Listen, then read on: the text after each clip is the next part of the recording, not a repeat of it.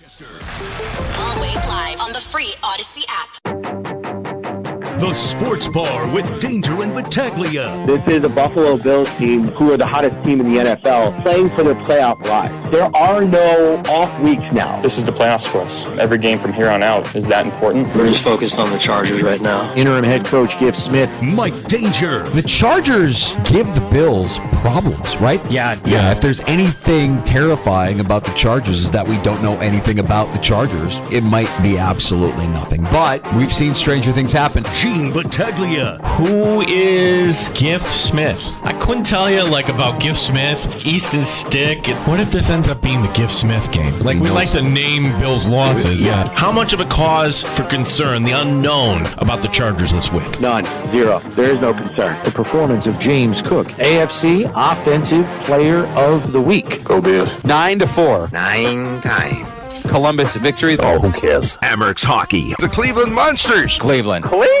Well, coaching stuff in a brawl in the union. Love to see it. 95.7 FM and AM 950 The Fan. Rochester. And with that, we welcome you in the Sports Bar. It is Danger and Battaglia. A good Wednesday afternoon to you. Appreciate you checking us out locally at 95.7 FM, AM 950, where we sound our best. The free to download Odyssey app. We've got our stream up for you to watch the Sports Bar at The Fan Rochester on YouTube, also on Twitch at The Fan Rochester, even on your smart device if you ask it to play 95.7 The Fan. I'm Mike Danger. Over there, that's Gene Battaglia. I feel like we're high-stepping it to the holidays. We're not running out of gas here. We're gonna cross the finish line like we could run another 5 miles here. Feel pretty good. Yeah. I gotta tell you, tomorrow's a big day for us here in the Sports Bar. Tomorrow, our final show of 2023, which means we unveil our take of the year, and we've been collecting them throughout the course of the year. We've been sharing them over the last few days. We'll continue to share some of them with you today and tomorrow before finally unveiling this year's winner. I feel unprepared for that because I got to clean up. I don't know if I'm going to wear my tuxedo tomorrow or not. I'm well overdue for a haircut. I don't look red carpet ready, is what I'm saying. So I'm going to try and clean up a little bit, clean my act up a little bit for tomorrow, and also for the holidays as well. I mean, let's face it, Christmas is coming up. A lot of time with the family, a lot of pictures being taken. But that'll be tomorrow afternoon. And we've got some real strong candidates that we'll continue to unveil and remind you of and share with you here over the course of the next 24 hours or so. Today, we're going to talk some Bills and Chargers, the Saturday night game on Peacock. Chris Hayrie of KCAL TV in Los Angeles will be stopping by the Sports Bar at 425. He also hosts the Chargers weekly podcast right on the Chargers website. So who better to talk to, as I feel there's a lot we got to learn about this team. I mean, we last saw the Chargers. That was one of the most pathetic performances in the NFL in the last decade. Got the coach fired, got the GM fired. So now what? Is everybody in L.A. sitting up a little straighter, or is it just lick the stamp and mail it in time? We'll get the feeling out in Los Angeles. Chris Hayrie, we had him on 3 years ago, which was kind of a weird time. It was November, and we were all kind of holed up. Good dude, and he's making some time for us here coming up in the 4 o'clock hour. 3 years ago would have been pandemic season. Right. Last time they faced the Chargers. Oh, wow. Let's not relive those memories. Let's just pretend like that never happened. Just wipe the slate clean. Memory bleach. PJ Glasser, the host of BetQL's Send It In, an Odyssey Sports betting insider, is going to stop by here in about 20 minutes and share some winners for Week 16 in the NFL. Yeah, so we'll get you some plays from PJ, and I also asked him, hey, can we actually kind of pick your brain here on the college football playoff? He's like, yep. Let's go here. College football season. If you love action, you got it every single day. You can't bet on Syracuse Thursday night, but we'll look ahead here to the two big ones that, whether you want to play it or not, or you're interested in as a fan, listen to the Sharp here on our show. PJ Glasser, that's coming up shortly. The Good Smoke Barbecue and Pub Wingman line is open for you. You can join us in the Sports Bar at 585-866-4FAN, 866 4326. Award-winning barbecue from Good Smoke Barbecue and Pub. The new location at 135 West Commercial Street in East Rochester. GoodSmokeBBQ.com. Everyone stay healthy. The news out of Buffalo today, James Cook, the good. Hey, as we expected, AFC Offensive Player of the Week. I didn't know somebody not named Josh Allen could win that award in Buffalo. I mean, not a surprise. I think we said it immediately after the game. We said it on the air on Monday. Like, when you have that kind of performance, it makes the decision pretty easy. So James Cook now will look to kind of keep that thing rolling. And his emergence coincides neatly with the elevation of Joe Brady. And I think it leads a lot of us as fans to kind of wonder, like, what took so long? What was the holdup? Why wasn't James Cook more involved last year as a rookie or earlier this year with Ken Dorsey? It's kind of an indictment of what this offense was under Ken Dorsey. If you continue to have this kind of production out of your backfield with Joe Brady calling the plays, a worthy recipient of the AFC Offensive Player of the Week, James Cook. Yeah, and in the downside here, Cook did not practice today. He's sick. What is he sick with? Not sure. Just know it's not COVID, but it's that time of year. Like, everybody kind of falls under the weather here. You saw Jalen Hurts on Saturday night. Oh, he's under the weather, and they pumped him with fluids, and he got out there. And I don't think his illness had all that much to do with the Eagles' loss. Maybe it did, maybe it didn't. But you have enough time here to get James Cook healthy for Saturday night's game. We've got Amerks action tonight as Cleveland comes to town. It's a notable night here, a Wednesday night at Blue Cross Arena with Cleveland coming in. But it's also notable because this will be the debut of Amerks defenseman Jacob Bryson. Seth Appert earlier today. Well, it's a great opportunity for him to play. As much as you always want to be in the NHL, and we've talked about this before with other guys, you need to play. And, he just hasn't got an opportunity to play enough this year. He's only had 3 games. And so the best way for him to get ready to be back in the NHL, whenever that is for him to play games. If he's not playing them there, he needs to play them here. So he's a great person, really good teammate, just fun to be around. He's come to a lot of our playoff games over the last 2 years. He's just he grew up in this organization, right? He grew up in Rochester. And so he has a comfort being here. He's excited to get an opportunity to play again. I wish they would do the interviews somewhere else other than the concrete room that's off to the side, because he's making good points. And I'm sorry. I digress. Yeah, it's good to get Jacob Bryson in the lineup. And look, he did the right thing. Accept the assignment. You should be disappointed, but what good is it when you're sitting in the press box every night in Buffalo other than, hey, I'm in the NHL? This helps the Amerks. And I don't think, Danger, it's too soon to start looking at the standings. And if you haven't in a while, they look a lot different in this division, meaning Cleveland was at the bottom last year. They're at the top now. Again, we're not even at the halfway point. But it's notable that the Amerks right now are in 4th place, which would get you into the postseason, but that would also get you into the play-in round. You want to be in the top 3. Yeah. And Seth Appert said as much yesterday when he was on with us about Jacob Bryson and about where the team is right now, that they have to kind of put the foot to the pedal here and pick up as much as they can, pick up some games where they can, knowing that they're going to be, that everybody's going to be playing their best hockey here when the calendar flips to 2024. So we'll have that action for you tonight on the Fan Rochester. And thus this concludes our hockey talk today. Thanks for listening I know we don't want to talk about it. I don't. I know, like, I can hear Havana Mo saying, Gene, you stick to football. Nobody cares about the Sabres. Look, I hear you, but this is going to impact us here in Rochester, I think, the way this is going. Well, maybe. First of all, I would like to congratulate the Buffalo Sabres on not allowing Columbus to score 10 goals against them last night. 9 times. Last night felt different, and I know it shouldn't feel different because we've been long suffering for a long time, but it was more of Kyle Oppozo after the game taking a lot of bullets, bringing up the 12 years of frustration, which, by the way, he's been here for half of those years. I don't know if there's any correlation there with that. Last night was absolutely embarrassing. Yeah, you played the sound bite. Embarrassing! It was ridiculous. 9 goals given up by the Sabres. You made it switch from Levi to UPL. It didn't matter. They both sucked. The defense was terrible. The forwards are they're not playing both ways. They're not physical. Okay, to summarize, it was as bad a game as you can imagine. And I will say this. Oppozo didn't agree with it. Harrington asked the question. They quit last night. They quit. Tage Thompson, Dude, you look like you were back at UConn. Just kind of like, oh, yeah, you got to play defense. None of the forward plays defense. Half the defense shouldn't be playing defense. You need new blood in there. This is a roster that everybody grossly overrated, but the guys that were out there last night, Q-U-I-T. And normally that would get a coach F-I-R-E-D. But I don't know if Terry Pegula has the stomach to do that. Yeah, and we haven't talked about that in the sports bar. We've not gotten into the fire Granato crowd, the whispers that have grown louder and louder and louder, and now it's a roar. Fans are fed up, and I don't know that that's the best move.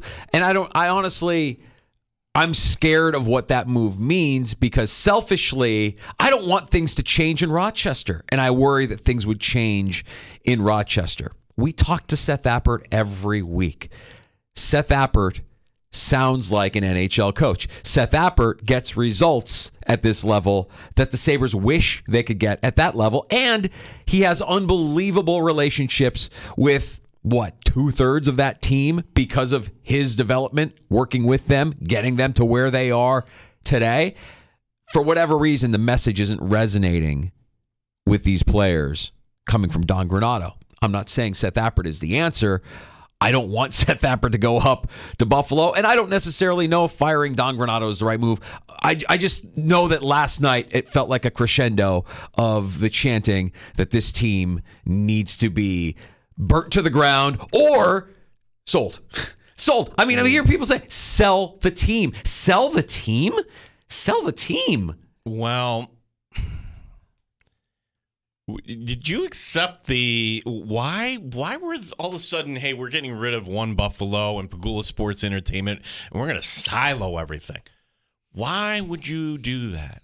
Why would you streamline that direction? I mean, it was more streamlined when you're sharing resources between the Bills and the Sabres and everything. Why would you do that? I don't know. I haven't heard anything that the team is on the block, but generally speaking, Danger, you don't hear these sort of things in advance. You've always heard whispers that maybe that would be the case, but Terry Pegula loving the Sabres, maybe he's just had enough. Maybe he wants more cash in his pocket, knowing that, hey, I'm going to win in a championship sooner or later, you would figure, with the Buffalo Bills. What am I doing here with this team? I don't know the answer to that. Going back to your Appert point, and this has been done before in Amherst history. Like, if you're a longtime Amherst fan, you remember that Jim Schoenfeld got called up, Amherst head coach, and there he was coaching the Sabres. I'm going back to the 1980s. I respect the heck out of Seth Appert. I think he's a great teacher. I think he is perfect for the Amerks. I think he's a future NHL coach. I don't think that's a situation. Honestly, what you're saying with the communication and everything, and if he got the call and said, yeah, of course you go do that. But I don't know if he could salvage this. I don't want to see Seth Appert set to fail. What this organization needs is an outsider to come in, flip over some tables, say F you, cut some players. Yeah. But the disease right now in the Sabres, don't know, man. Dude, that's what they need. Isn't that what Ralph Kruger was? No, he was a charlatan, a salesman. You know, we're going to do this, blah, I don't blah, know, blah. man. I think of some of the decisions that he made that were pretty heavy-handed. Making Jeff Skinner a healthy scratch. Like, there were just things that he... I don't know what the answer is, which is what makes it frustrating. I know that it's not unprecedented. In fact, right now, the longest tenured NHL head coach north of the border got promoted from the Toronto Marlies to the Toronto Maple Leafs. That's Sheldon Keefe. And he did it, with a resume that looks very similar to the resume of Seth Appert with the Rochester Americans. Oh, yeah. Yeah. I mean, if Seth gets the call up, I'm excited for Seth. I just don't know if it would work. I just think that we got to have the discussion. If you have proven commodities that maybe aren't up to speed here in 2024, and yes, I'm flipping the calendar already, meaning Mike Babcock, Joel Quenneville. These are men who have won in this league, but for whatever reason, because their style, could they adjust their style, or is that style obsolete here, Danger? Because this seems like a team, a locker room that really needs to be shaken up, honestly. And if you're a Sabre fan and you're watching that last night, I credit the Sabre fans who were there. You know why? Because the game night presentation for the Sabres completely tone deaf in the third period. Third period, like most day, hey, the fan meter's on. Let's hear you, fans. They move the fan. No, while they're doing it, it was booze. And then the booze got louder, and the booze got louder, and the booze got louder. Yeah. Yes, that's what I want. Yeah, well, it's going to be heard by the players, but this culture of losing that we thought was being turned around is not. It's bad. It's not good. I didn't want to spend a lot of time talking about it, but it did feel different last night. And I didn't want to bring up any of the fire Granato stuff because, quite honestly, for selfish reasons, I don't want to see that happen. I'm worried about what happens if that happens. I'm worried about what happens with the Amherst. I mean, if you move on from Granato and you make Friar Tuck the interim head coach there behind the bench, Matt Ellis, that might be. Yeah, he's got that thing on the top of his head. You know what I'm talking? Friar Tuck from Robin Hood. No, you don't. No. Went over your head. They could, I guess, do that, but I really don't know where they're at and what they could be thinking other than, hey, Christmas is here. We're going to get through the holidays. Yeah. We're going to flip the calendar and we're going to keep going. That there, you haven't heard the vote of confidence, which is probably a good thing because the vote of confidence usually leads to somebody being dismissed shortly thereafter. Yeah, and you brought up Opozo, and he's in a no-win situation. He's the captain. You give him credit for at least going out there and answering the questions. But he was the one who brought up the drought. Yes. Don't turn this around on me, the fan here. I'm sorry. And don't be like, well, I wasn't here all 12 years. I hate that excuse. You're here now. We're not talking about 12 years. Nobody brought up the drought. You're pivoting. Yeah. You effing coward. You're pivoting. Don't pivot. And as you've been with this team, they've continued to win nothing. They've been nothing. You're the captain. And he's held himself with grace and dignity as the captain of this team, but he's really the only guy that is there that's capable of wearing that C. And as far as leaders go, I'm sure he's fine. I'm sure he's good in that locker room. But let's face it, they haven't won anything. None of those guys. You want a culture of winning? The guys that have actually won things are the guys that played in Rochester. And now they're frustrated. Now they're seeing, oh, God, this is... They don't want to come back to Rochester, but at least they know here they'll be competing. It's a dumpster fire, man. We're back to where we were, and I hate it. I hate that this is where we are, and I'm sorry that we spent more time talking about this than I'm sure a lot of you wanted to hear, but... There's a realistic chance that we begin the new year with a new head coach. I don't think it's going to happen before the holidays. I think that would actually be kind of cold-hearted because they do break on the 23rd. Hockey, the NHL, CBA, you're gone for the 24th, 25th, 26th, and then you're back.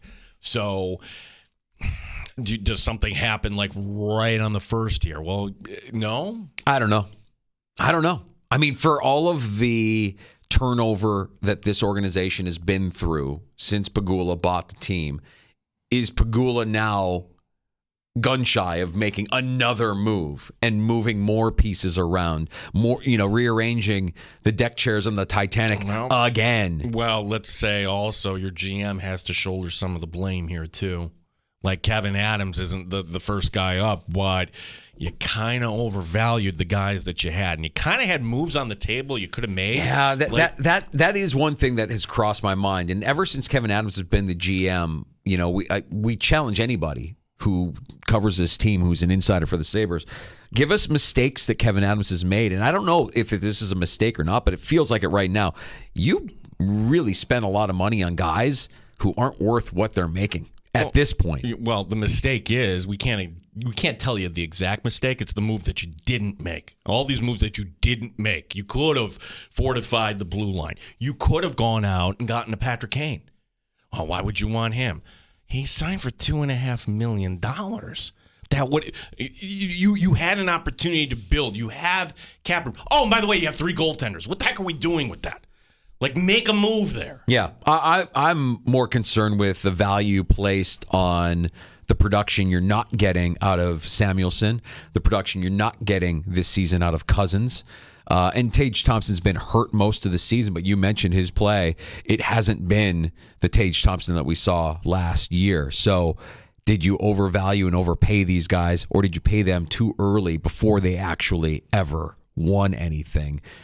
That's a concern I have.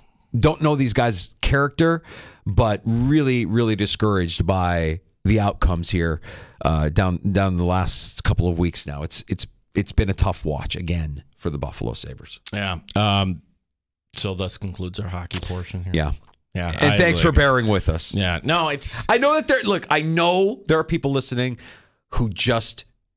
We joke about what the Francesas are. Like, I could tell you that there's a lot of people right now. Oh, who cares? Don't care. I don't care about the Sabres till they start winning, until they're relevant. Then I'll pay attention. But as of right now, oh, who cares? We're talking about losers. We are. Yeah, and I also think too, danger, at least here in Western New York, that for many, you like hockey when football's over. Mm-hmm. Like, so it's not a 1A and a 1B. The Bills are clearly the 1A. But look, on our show, we don't discriminate against any of our, and when I say local teams, I'm going to throw the Sabres into that as well. Well, and look, we got into the Sabres because our intentions were pure. We were talking about the Amerks having a big night tonight with first place Cleveland coming to town. Bringing up the reality, if they fire Granato, if we're doing this like betting style, who would be the favorite to take over? It's Seth Appert. Maybe. No, it would be. Well, I don't know. I don't know about Matt Ellis. I don't know if you'd clean house at Buffalo, and I mean, like, if Appert moves up, then who's taking over? I mean, Nathan Pache doesn't have a full year of coaching experience under his belt. You're right. Right? Like, who's stepping up? These are all questions I don't know. But last night kind of forced me to think about the thing I don't want to think about. What if there is a shuffling of personnel like we've seen in the past from the Buffalo Sabres? And everything as we know it right now looks different in early 2024. It might happen. We'll see. That team did look like they quit last night. It's the time of the year when you look behind, as we're going to do for, the take of the year. And I also like looking ahead. Mm-hmm. And another year where you don't get to enjoy the Stanley Cup playoffs. Ugh. It's like, the Blues, yes, there's been things in history where teams have turned it around. We're going to take a break and come back with PJ Glasser, the host of BetQL's Send It In and Odyssey Sports Betting Insider. Before we go to break, some audio that is a Take of the Year nominee. Now, it's not really a take, but it is so great that it has become part of our everyday vernacular here in the sports bar. It's our breaking news sounder in the sports bar henceforth. We're talking about John Sterling getting hit with the foul ball against the Red Sox. Now the 3-2 swung on, a pop foul back here. Ow! Ow! It really hit me. I didn't know it was coming back that far. We announce our Take of the Year winner tomorrow afternoon here on the Sports Bar. That happened this year. Yes, it did, my friend. Yes, it did. Hello, I'm John Sterling, and I graciously accept your nomination. Now the 3-2 swung on, a pop foul back here. Ow! Ow! It really hit me. I didn't know it was coming back that far. We're only laughing because he's okay. Like, we're not wishing harm on John Sterling. He's a treasure. We're only laughing because he's okay. I mean, Rob Ray took one between the eyes, between the benches the other night, and we can joke about it because he's okay. He's a little battered and bruised and stitched up. He got worse. He got hit worse than Sterling did there. Sterling just kind of got grazed. Like, it really hit me. It knocks off his glasses if you watch the video. So, like, it stuns him. I don't know if it was really that painful, John. But now the 3-2 swung on, a pop foul back here. Ow! Ow! Ow! It really hit me. I didn't know it was coming back that far. I could listen to that on a loop continuously for 24 hours. It wouldn't drive me nuts. I would laugh every time. So now if you stub your toe, anytime you hurt yourself, ow! All right, we get to PJ Glasser next in the Fan.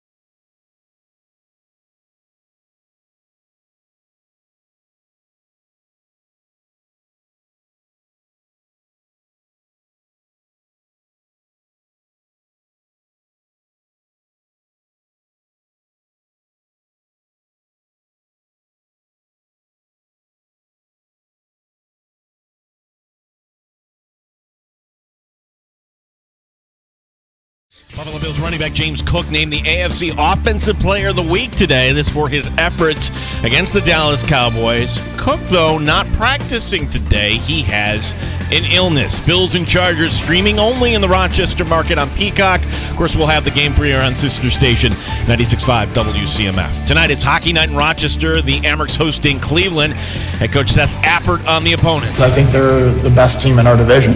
I think they're have the deepest roster, the most offensive weapons, and so until proven otherwise, they're right now the top team in our division. It's going to be a heck of a challenge. Don Stevens has the call tonight here on the Fan beginning at 7. No bowl games tonight. Next one on deck, South Florida taking on Syracuse on Thursday. Gene Battaglin, the sports leader, 95.7 FM and AM 950, the Fan Rochester.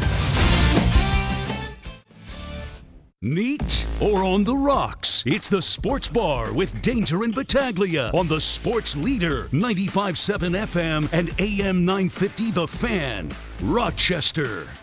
Yeah, I mean, I feel like I think it's pride. We all have pride. And I feel like no matter what happens the week before, guys are going to come in like they're the best team, as they should, and as we should as well, and be able to go out there and compete at a high level.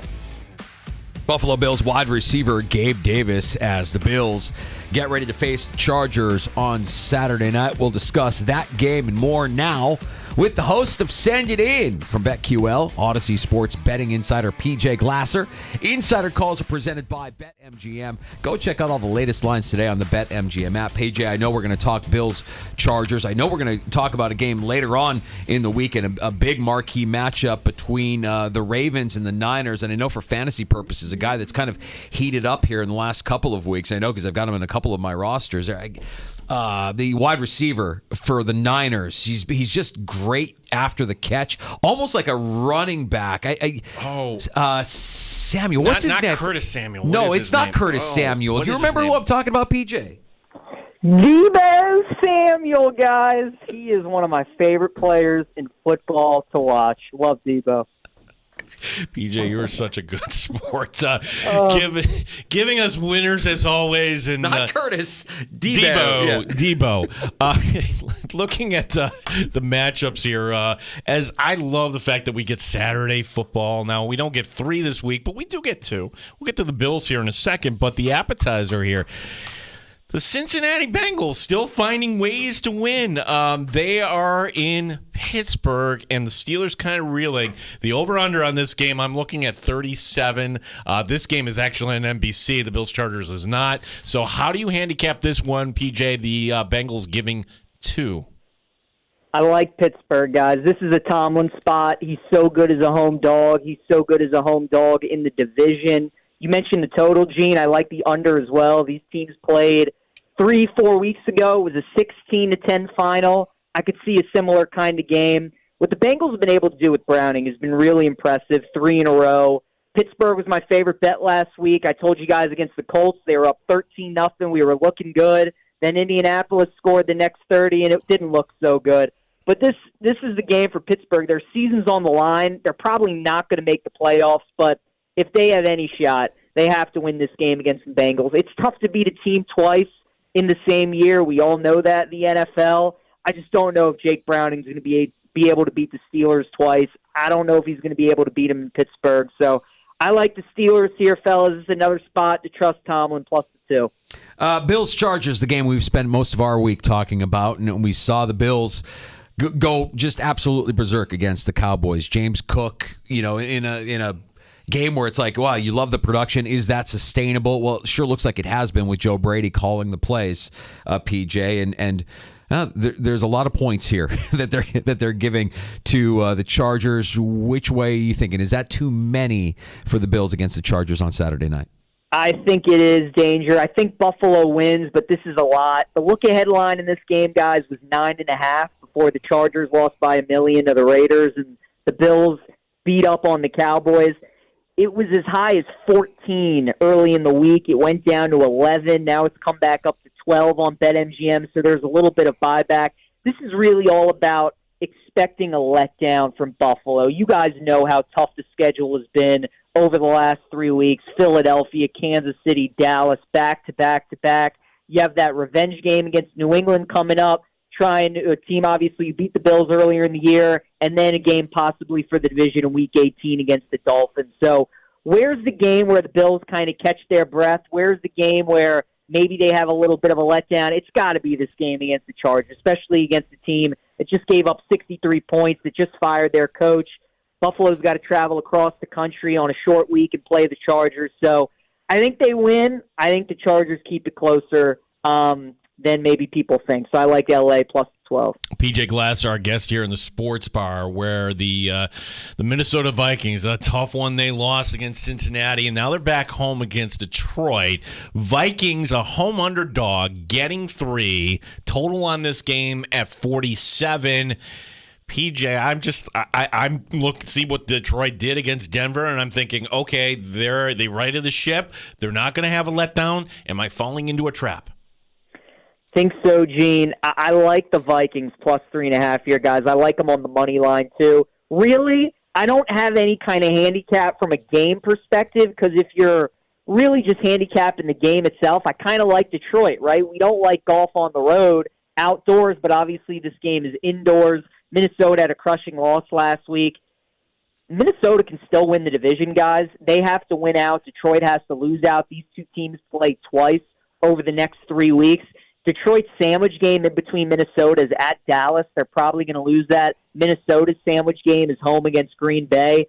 Lions haven't won the division since 1993. It has been 30 years. Do we really think they're going to make it that easy on their fans and wrap up the division with 2 weeks to go? Because I don't.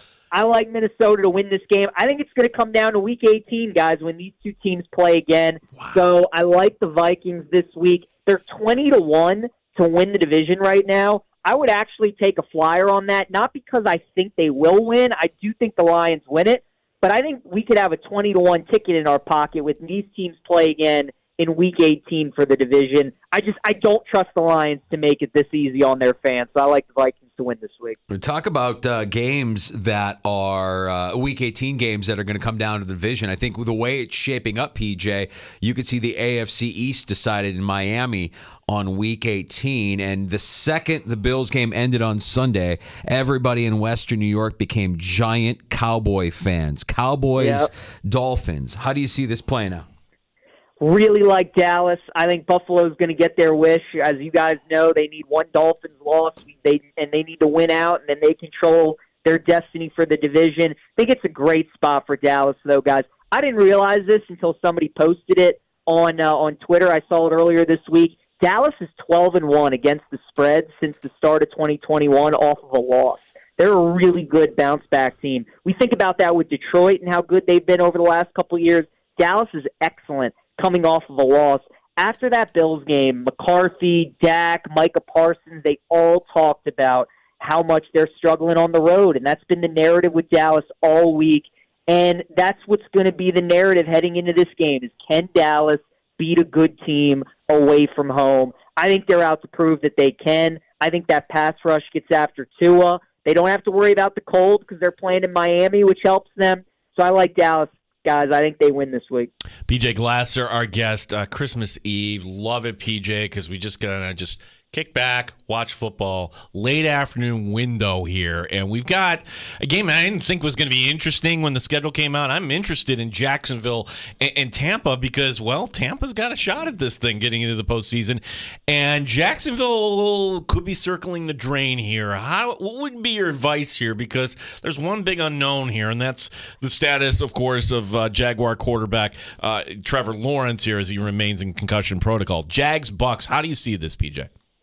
Guys, this is my favorite bet of the week. I like the Jags, minus 105 on the money line. If this game was played 3 weeks ago, Jacksonville's favored by 3.5 points. But because of the recency bias, the Jags have lost 3 in a row. Lawrence is banged up. Tampa's coming off 2 really good road wins. This game's a pick-em. Baker's playing great. The Bucks are ahead in the NFC South Division. Gene, you mentioned. I mean, they have a real shot at the playoffs. They're minus 155 to win the division. If they win out, they're going to go to the playoffs. I think the Jags are the more talented team. And during this losing streak, guys, look at who they've played. They played the Ravens. They played at Cleveland. It's not like they've been losing to Carolina and the Commanders. They've been playing some of the top teams, They're playing Tampa Bay, who I think is a little overvalued right now because of their past couple wins. So as long as Lawrence plays, which I think he will, because, I mean, look, Houston and Indianapolis have the same record as the Jags do. Like, they can't afford to lose, or they might lose this division and might not make the playoffs because of obviously the other teams at 8-6 right now in the wild card race. So I do think Lawrence plays. I do think the Jags get the win, and I like the price on a -105. I'm allowing myself to imagine what life feels like after Christmas Eve has passed and Christmas morning comes through and we're all fat, bloated, and spoiled, and we flip on the tube. Christmas night, Monday, the 25th. Little and we get bourbon in your hand watching this game. No question. Niners hosting the Ravens. I mean, this is a matchup, PJ. How do you see it going down? It sure is, guys. Look, we give schedule makers a lot of crap all the time, right, for some of the duds they give us on Thursday, but giving us this game on Christmas Day for the nightcap, pretty good. Potential Super Bowl preview. I think the Ravens match up well with the Niners. You know, they have the number one scoring defense in the NFL. They're so versatile on defense. The speed that they have at linebacker with Roquan and Patrick Queen. Their secondary with Marlon and Brandon Stevens and Kyle Hamilton, who might be the best safety in football. I think they match up pretty well with the Niners personnel. And the way Lamar's playing, he's looking like one of the best players, you know, one of the top 2 or 3 players in the NFL right now, along with Josh Allen, the way that those guys are playing. Lamar's 11-2 guys against the spread as an underdog. He's 19-1 straight up against the NFC.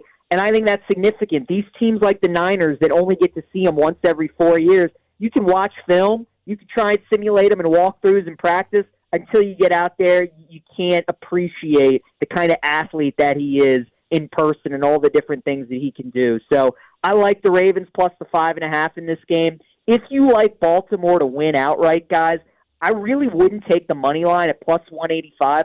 I'd just bet Lamar to win MVP at plus 500. If Lamar goes into San Francisco and beats the 49ers, I don't see how he doesn't win the award as long as the Ravens go on to get the number 1 seed. If they beat the Niners, beat the Dolphins next week, they get the number 1 seed, I think Lamar is going to be the MVP. Look at the guys that have been injured on offense this year. J.K. Dobbins, Mark Andrews, now Keaton Mitchell's hurt. Purdy, when everybody's healthy and they're fully loaded, they're great. But their 3-game losing streak, Debo was hurt, Trent was hurt. So if Lamar is able to beat Brock Purdy head-to-head, beat the Niners with the injuries that he's had to deal with throughout the year, I think that's the play, guys, is plus 500 to win MVP if you like the Ravens to win the game. I was just going to foul that up there. That would be something to look at here. Whoever wins this game, you're looking at the MVP. PJ, we are not going to be on next Wednesday, so next time we talk to you, oh my gosh, we'll know who's in the national championship game in college football, which brings me to 11 days from today where we're talking about Christmas Eve and Christmas night. What about New Year's Eve, or it's actually New Year's Day, whatever that is, New Year's Day, PJ, where we're talking about the college football playoff, the 2 semifinals. What are your thoughts on these matchups, Michigan, Alabama, and Washington and Texas? I think you could argue, Gene, it's the best playoff we've had since we've gone to 4 teams. This is obviously the last year of it, but you could make a legit case for all 4 teams to win it. All 4 are good enough. Bama, Michigan is just, I mean, the fact that we get these 2 teams, these 2 programs at the Rose Bowl is, I mean, you really can't ask for anything else. Last 2 times Nick Saban has lost a home game, guys, he's gone on to win the national championship that year. Bama obviously lost to Texas at home earlier in the year, and now here they are finding themselves 2 wins away from winning another title. The way this team has progressed, the way they've gotten better throughout the season, and you guys know I'm a narrative guy. I mean, don't they feel like the team of destiny? The 4th and 31 against Auburn. You end Georgia's 29-game win streak. You probably shouldn't get into the playoff, but because of how impressive you look, you do end up getting in. I wouldn't bet against Bama, even though the line is telling you that you should, because Michigan's favored and nothing but Alabama money has come in. That's fine. I'll take the Tide to win that game. And then I like Washington in the Sugar Bowl, guys, plus 4. Their offense, I think, is really going to give Texas issue.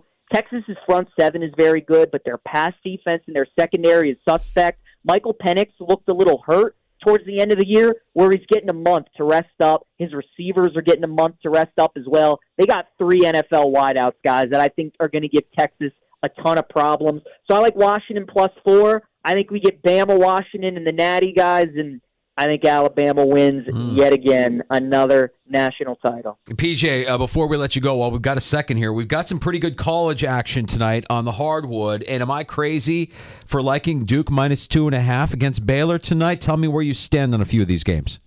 Yeah, Danger. I kind of like Baylor. You know, they're coming off that blowout loss against Michigan State. Scott Drew's a really good coach. I just think Duke's overrated. I think Baylor's got a really good offensive team. And I don't know if Duke's going to be able to score with them, so I like Baylor plus the points in that game. If you like Duke, maybe a more so of a money line look and lay the juice there. I really like Oklahoma. That's my favorite bet of the night, plus 3.5 against North Carolina. Oklahoma's undefeated in college basketball, guys. I don't know how many people realize that. Porter Moser, you might remember him as the coach for those Loyola Chicago teams that went deep in the tournament. He's the head coach of Oklahoma, and they remind me so much of those Loyola teams with how they play defense and their slow tempo and making it a half-court game. I think they're going to give Carolina issues tonight. I would look at them plus the points and on the money line as well. And then, guys, I had to chuckle when I woke up this morning. The Alabama-Arizona over-under is 176.5, and I wouldn't take the under, fellas. I'm going with the over. Bama's number 1 in KenPom and offensive efficiency. They're 104 on defense. Arizona's top 7 in tempo. They have one of the best offenses. This is going to be a track meet, a shootout. I think Zona gets in the hundreds. Bama's gets in the 80s or 90s. That total's high for a reason. I like the over, 176.5 in Bama, Arizona. The great PJ Glasser, the host of Send It In. What is the holiday schedule here for Send It In, PJ? Yeah, the holiday schedule, guys, we're going to be off on Christmas Day, but we'll be back on the 26th, 1 to 1:30 p.m. Eastern Time. I'll obviously be doing my Sunday show. Danger's joined us for the past couple weeks, talk about the Bills game. Bills have ended up winning, so it's been good luck. And I've been wrong. Yeah, but that's okay. The Bills have been winning. So we'll be doing that remote this week on Christmas Eve, 1 to 5, and hopefully the Bills can win. Guys, I don't know. Everybody's talking about Brandon Staley getting fired from the Chargers too, but their GM also got let go. Tom Telesco. Yes, PJ. So we will see if the Bills can take care of business. Damn it. I should have led with Tom Telesco. Buffalo native Tom Telesco. Yeah, where is he from? Buffalo. PJ, Merry Christmas, man. Thanks for everything. Enjoy the holidays, and we'll reconvene when the calendar flips to January. Thanks for all the winners this year. Appreciate you. You guys are the best. Merry Christmas to you. Merry Christmas, PJ. PJ Glasser, your host of Send It In. Yeah, Insider Calls presented by BetMGM. Check out all the latest lines today on the BetMGM app. Absolutely love that guy. And he's right. I've been on his show on Sunday for the past 2 weeks. And both times I'm like, yeah, I don't know. Bills against the Cowboys. Cowboys got talent, better coaching, blah, blah, blah. The week prior against Kansas City. Bills, in Kansas City against Andy Reid and Patrick Mahomes. I don't know. I'm not so sure. You know what it is? My vision is clouded by the horrific losses this season. I can't get the way they lost those games out of my mind, and I can't shake myself from the belief that if they lose, it's going to be in that kind of fashion moving forward. Yeah, it's the team that can't win the close game. Like, they won a close game at Baltimore last year, but by and large, you win comfortably, as the Bills did. I guess the Chiefs game would be a close one-score. It's a one that would qualify, although we look at that differently. Like, that wasn't the Bills who won it. That was Kansas City, flubbing at the end there. Yeah. Well, we appreciate PJ throughout the course of the year stopping by the sports bar and giving us his favorite plays. And if you tail TJ, you've done pretty well for yourself. Hopefully you've taken some of his advice and gone to your sports book of choice and made some cash here with us in the sports bar. I've got some takes here coming up on the other side, and you're welcome to join us at 866-4FAN, 866-4326. Who's the most disappointing player in the NFL today, Danger? I'm going to explain who this is because this player clearly in the crosshairs. It's a play that a lot of us missed, myself included, because it was buried on a Saturday. But like, oh my gosh, this cannot happen, and this fan base has to be pretty upset here. And an update here on the story on Indianapolis involving Isaiah McKenzie here, who got suspended 3 games. I saw that. Yeah, what for here? I'm going to use our time during I'll Drink to That today to give some congratulations here at the end of the year to a few guys who are friends of the sports bar and doing some big things. I'd like to make that announcement to you so that you know when you're listening to The Fan, this is what you can expect moving forward. It's going to be a lot of fun, and I can't wait to share it with you. We'll do that next. I'll Drink to That is on the way here on The Fan Rochester.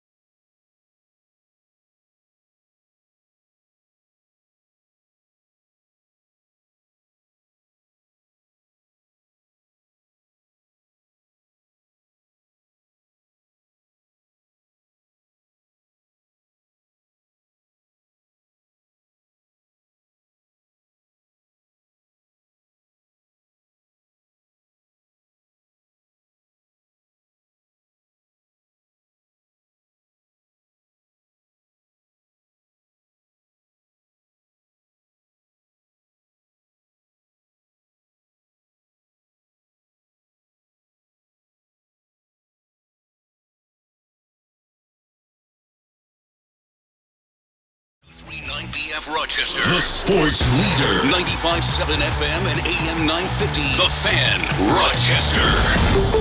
Always live on the free Odyssey app. The Fan, Rochester. Sports update. Buffalo Bills running back James Cook named the AFC Offensive Player of the Week for his efforts against the Dallas Cowboys. Cook did not practice today. He has an illness. Wide receiver Gabe Davis giving his thoughts on the Bills offense. I mean, you don't want to play a team that can run and pass. And we can do both. So I feel like it's definitely a strength. It only shows strength, and it doesn't show any weakness. You have to decide which game you're going to try and stop, and obviously both of them are super successful, so no problems there. Bills and Chargers streaming only in Rochester on Peacock. We'll have the game, of course, on 96.5 WCMF. Hockey tonight in Rochester. 2 games in 3 days here in Rochester. As the Amerks tonight hosting Cleveland, Don Stevens will have the call at 7. Bowl season resuming tomorrow night. Syracuse facing South Florida in the Boca Raton Bowl. Gene Battaglia, the sports leader. 95.7 FM and AM 950. The Fan, Rochester.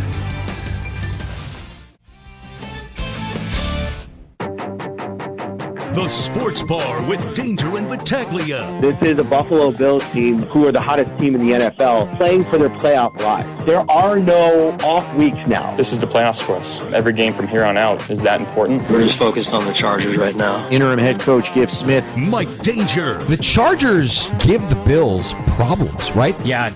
If there's anything terrifying about the Chargers is that we don't know anything about the Chargers. It might be absolutely nothing, but we've seen stranger things happen. Gene Battaglia. Who is Giff Smith? I couldn't tell you about Giff Smith, Easton Stick. What if this ends up being the Giff Smith game? We like to name Bills' losses. Yeah. How much of a cause for concern, the unknown, about the Chargers this week? None. Zero. There is no concern. The performance of James Cook, AFC Offensive Player of the Week. Go Bills. 9 9-4. times.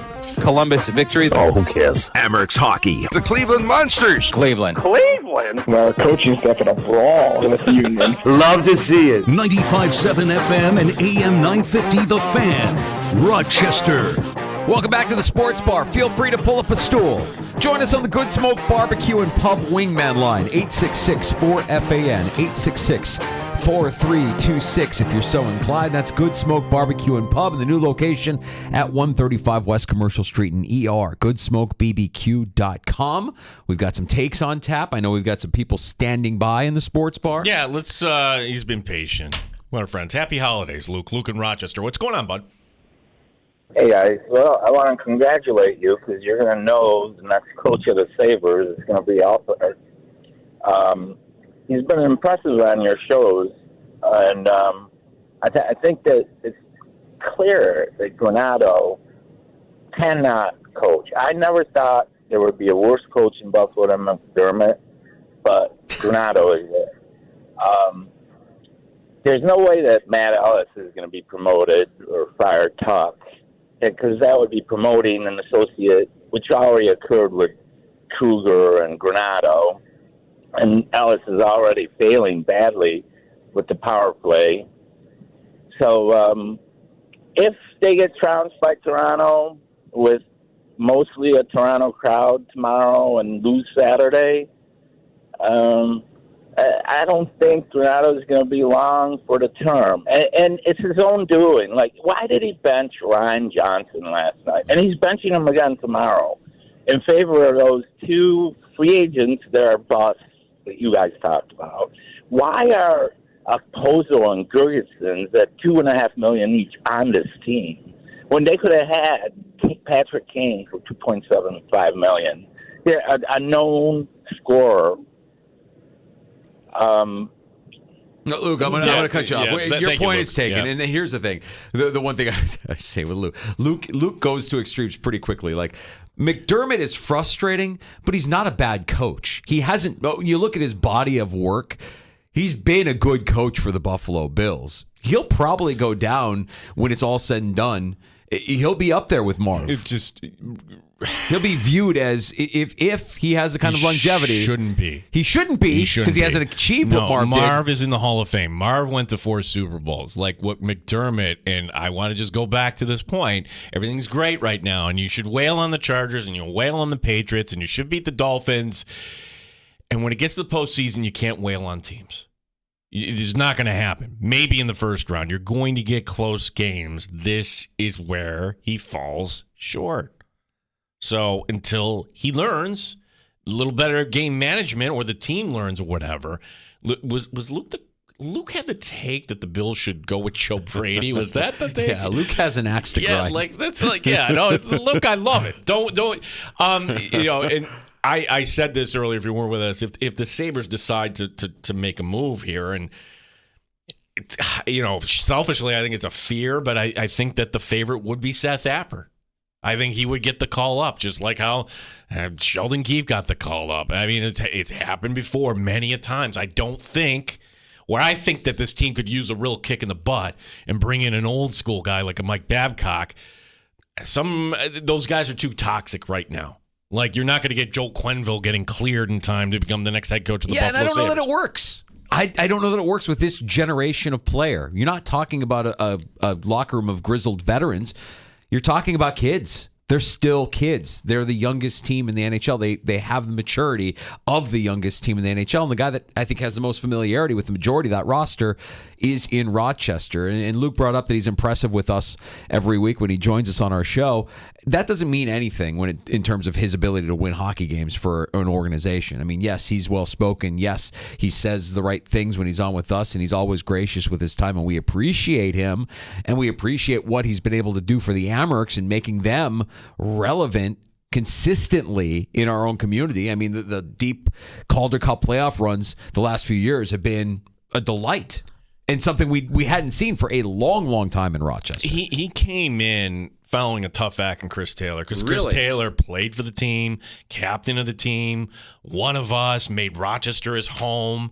I mean, it's a tight-knit community. Maybe you knew his family. We loved him. Wait, you fired Chris Taylor? Why?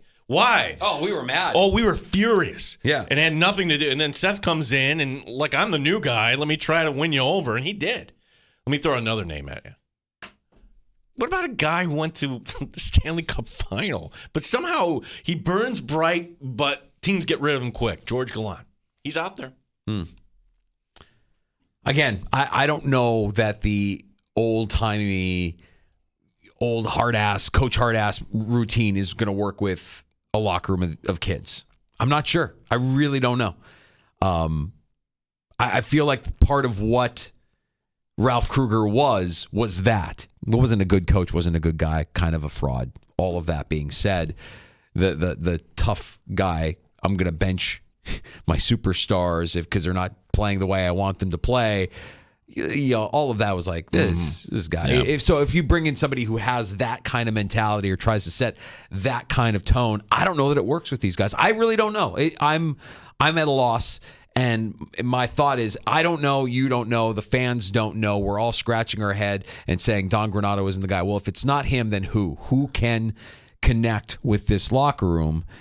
And the only guy that I can think of is the guy that's in Rochester. I don't like talking about it. I don't want to talk about it because I don't want to see that Seth Appert leave the Amherst. I don't want to see that change happen. I don't want to see Don Granato lose his job, in all honesty. I don't get the sense that he's a bad guy or a bad coach, but it's just not working right now with the Sabres. We got takes here. We'll have some Bills talk coming up here later, specifically Bills Chargers. Chris Hayre from KCAL, also the host of the Chargers Weekly podcast on Chargers.com. Danger, who is the most disappointing player in the league? And maybe I'm looking at this through a fantasy lens, but here's my vote. It's George Pickens of the Steelers. I know. Lack of production, getting all pissy after a win. Why? Because he wasn't getting enough targets. Yeah. And now comes this. When you get a chance. I know exactly where you're going with this. I saw it. I didn't see this on Saturday. I'm like, oh my God, this is terrible. I saw it. Go look at this play when you get a chance. First and goal against the Colts. And, I watched the game, but they didn't kind of zero in on it. But people picked up on it on the All-22 and one replay. The call is Jalen Warren to run, and he's running to the outside, trying to get to the edge. And wide receivers, hey, we don't talk about wide receivers who block. Gabe Davis, very good.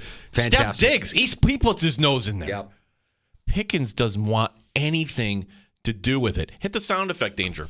Oh, you know what this is? Yeah. When you're a professional and you don't do your job. Embarrassing. He sidesteps. He puts one hand out on the corner and just wants nothing to do with it.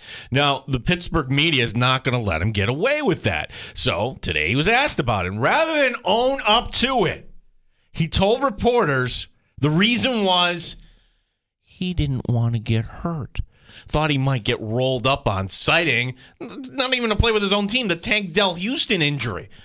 What is it with Steeler receivers and their behavior? Except, hey, AB actually had talent, okay? There's only one thing the Steelers must do. Cut George Pickens. Oh, come on. Cut him. What, you're dangerous? Like, this is going to get any better? You're afraid? You're afraid to block? You're afraid you're going to get hurt? Or are you just lazy and unaccountable? Either way, you're now toxic. You lost that locker room. So where do you go? Yeah, embarrassing. They're not going to cut George Pickens. He's too good. Is he? He is. He's really good. You can ratchet up his intensity. You can, get in his face and tell him that that's not acceptable and hope that it resonates with him and it gets through to him. But we've seen enough of him as a receiver to know he can be elite. Going into the season, our eyes didn't deceive us. He's made some spectacular catches. He has trash behind center. Absolute trash. I get the frustration. It's not an excuse, and there's no excusing not blocking on a play the way he did. It is. It's embarrassing. He should be ashamed. If I'm Mike Tomlin, I'm pointing that out to him, and I'm trying to make him realize it's time to man up. You're a professional athlete, and you're playing for a team and for a city with a lot of pride and a lot of expectations. And that's all he's known through his collegiate and pro career. If you're George Pickens, same thing when you were at Georgia. It's not different. The only difference here is you're not going to win every week. It's the NFL, and the competition is tougher. You need to raise your game, your complete game. You can't cut him, but you can absolutely coach him up. Let's see what Mike Tomlin does. Or let's see what Mike Tomlin is moving forward. The play didn't cost the Steelers because that was the sequence where Trubisky actually scored on 4th and goal. They reviewed it. Yes, he crossed the plane, so that was on first down. Tomlin's contract, the final year of Tomlin's contract is next season. Yeah, that's also a topic. I heard Romy talk about it today. He's not getting an extension, right? Like, the offseason extension for Mike Tomlin probably isn't coming after this season. And you've got a big question at quarterback. I don't think Kenny Pickett's the guy. Do you think Kenny Pickett's the guy? No, I think we've seen He's a bust. He's a bust. I think we all romanticized and fell in love with the idea, if you're a Steeler fan, that Kenny Pickett's a Pitt guy, and we get a Pitt guy as quarterback. It doesn't matter if he can't play. We blew this years ago with Dan Marino. We're not going to blow this now. Yeah. Well, it's not working. And I think Pickens is a part of the problem. That attitude is a part of the problem. It's a loser's attitude. Yeah, before we got that news about CBS Sports Radio you'll get to, but I just want to pass along this update on the story out of Indy. Now, we had this yesterday. Former Buffalo Bill Isaiah McKenzie. And, look, we love Little Dirty. Yeah, he was great. Yeah, he was great, but you kind of recognize now it was time to move on, right? Well, the story yesterday was, wait a second, Isaiah McKenzie, along with Tony Brown, suspended 3 games, meaning the rest of the season, for conduct detrimental to the team. Well, today, both players had their lockers removed from the Colts locker room. They're not coming back, Danger, meaning if they get into the postseason, the Colts very well may. Why? What, like this is like the thing. What is the story here? Come on, Lil Dirty. This can't be. I don't have Lil Dirty's cell phone number. Wish I did, but I know Ty Dunn does. All right, look, Ty Dunn reporting dirt on Sean McDermott. That sells subscriptions. Reporting dirt on Little Dirty does not. Probably, yeah. Well, look, I don't know what was said or what was done to warrant the suspension of not just Isaiah McKenzie, but Tony Brown as well. Shane Steichen's done a nice job in his first year in Indianapolis. I mean, if you look year to year where this franchise is versus where it was last year at this time, you can't do anything but consider Shane Steichen like most improved franchise, maybe a coach of the year candidate. Well, you have to respect the fact too. Okay, they're fringy players on this Colts team. But you want to get everybody else's attention, kick them off the team. That's essentially what they did here. They can't say they've been kicked off the team here, but conduct detrimental to the team means, all right, you're getting your paycheck, go in the corner, but we're done with you. get out of here, and we'll get somebody else who can help us win football games. I'm wondering, God, it's such a salacious story that we don't have any details to. Will we ever learn what exactly it was that got Isaiah McKenzie kicked off the Colts? Forgot to shower? Just gave up showering? Do we have that story? It's somewhere. It's somewhere. We can't. It was not take of the year this year, but from last year. Like Isaiah McKenzie with us at training camp, like how he got the nickname Little Dirty. Yeah, I've got a lot of McKenzie audio here. Do I have the Little Dirty?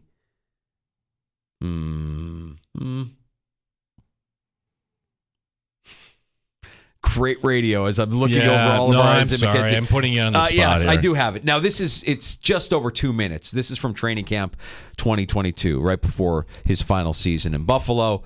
Isaiah McKenzie telling us how his nickname of Lil Dirty came about. And maybe this is why he got booted from Indianapolis. Oh, there's a current kind of update here when he tells a story who, isn't Little Dirty. It's coming from Quentin Spain in 2019? Sounds right. We were in camp, and we were in the locker rooms. I could practice after this, and usually I'll work out after practice. I'm starting to work out in the morning now, but I work out after practice, and after those workouts, I'm going to nap. I'm not going to shower, right? I'm going to nap, and in meetings, you know what I'm saying?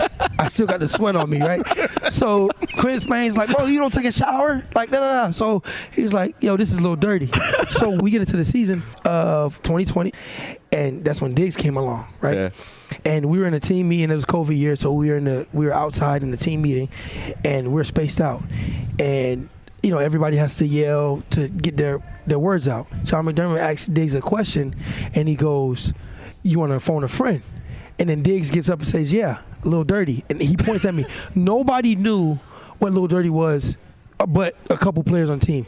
Once he said that, the staff knew, the GM knew, everybody found out, oh, this is why y'all call him Little Dirty. And then I had to explain myself, right? You know what I'm saying? So it was funny you said that because last night, right, James Cook, Little Dirty Jr., James Cook, right? So last night we were playing cards, we were just having a little time and whatever. We were bonding as a team. Yeah. And they asked Bobby Hart asked James Cook, he's like, oh, you didn't shower yet? Because it was after walkthroughs. He was like, bro, I didn't feel like showering in the locker room, so I'm going to shower at the dorms. Guess what they said? Oh, I feel that. I understand that. Oh. I say what? I bit the bullet for 4 years. Yeah. For 4.5 years to get called Little Dirty for you to tell him it's all right. I say, you know what? That's how it happens. Somebody has to take the bullet first for it to be something to be appreciated. Like, okay, I can understand that. Like, but you ain't understand that in 2019. Like, why did it take 4 years to understand that? But there's a lot of guys that do it, but they won't be called Little Dirty. But I'll take the name. It's fine. Because I also took Little Dirty and changed it to like, oh, I'm also Little Dirty because I'm a grinder. You know what I'm saying? Yeah. I had to get it out of the mud, Yeah. You know what I'm saying? So I call it Little Dirty. So I mix it up a little bit. I love it. I think that's what it is. He just he stopped showering. Conduct detrimental to the team. Little Dirty's got to go. So his locker out of here. James Cook shower? That's the follow-up question. Little Dirty Jr. No, I'm going to go do it at the door. Oh, yeah. That's cool. That's cool. You're going to shower up at the door? Yeah, that's kind of, we feel that. Great story from Isaiah McKenzie. Man, it's surprising because he comes off as such a big personality. Yeah, and again, we don't know the story, but I hope they dig that out. All right, listen, I wanted to use our time here to congratulate some guys who are very deserving of brand new roles at CBS Sports Radio. They're all friends of the Sports Bar. First, a guy that you'll only hear on the days when Gino and I are off, when the Sports Bar is closed for business. That's our pal, Zach Gelb, who's now officially handling 3 p.m. to 6 p.m. on the network moving forward. And you'll hear him Sunday. Remember, he's the host of Eye on Football, so when the Bills aren't playing on a Sunday, you get him going from game to game to game to game. You don't want to listen to Christmas music Christmas No. Eve. Like, kids were listening to football. It was a fantastic job. He did nights, and you heard him every night after the sports bar from 6 until 7 up until earlier this year when they moved Maggie and Perloff to mornings now with Maggie Gray and Andrew Perloff, leaving that hole in afternoons. Zach Gelb slid into that role. He's been there in an interim role since that move, and he's done a great job, and he's going to stay every afternoon from 3 until 6 on CBS Sports Radio. So, again, you'll only hear Zach on the days where we're off, and you'll hear Zach, of course, as you always do on Sundays with his eye on football. From 6 to 7 after the sports bar each night. This is our guy, JR Sport Brief. Now, JR came through Rochester a couple of years ago. Stopped by. He was here physically with us in the studio of the sports bar. I want to say this was in 2022.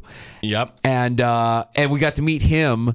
And you've been hearing him late nights from 10 p.m. on the Fan Rochester. He's now going to move up to the night role. You'll hear him from 6 to 7 before BetMGM tonight, every night here on the Sports Leader. So from 6 to 7, JR Sport Brief. And then our buddy Bart Winkler, back in a full-time role. He will be handling 10P to 2A, the role or the slot formerly occupied by JR.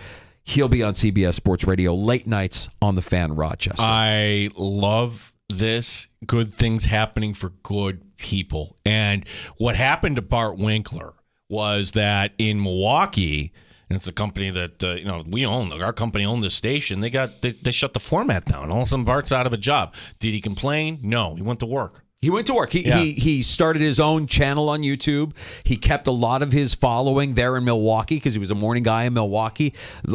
Built up a following, a base. And when they asked him to fill in on CBS Sports Radio, he did what a lot of good people do: show up and say yes. Show up and say yes. Hey, Bart, can you do weekends? Yes. Hey, Bart, can you fill in night? Yes. Whatever you need, yes. And we had the chance.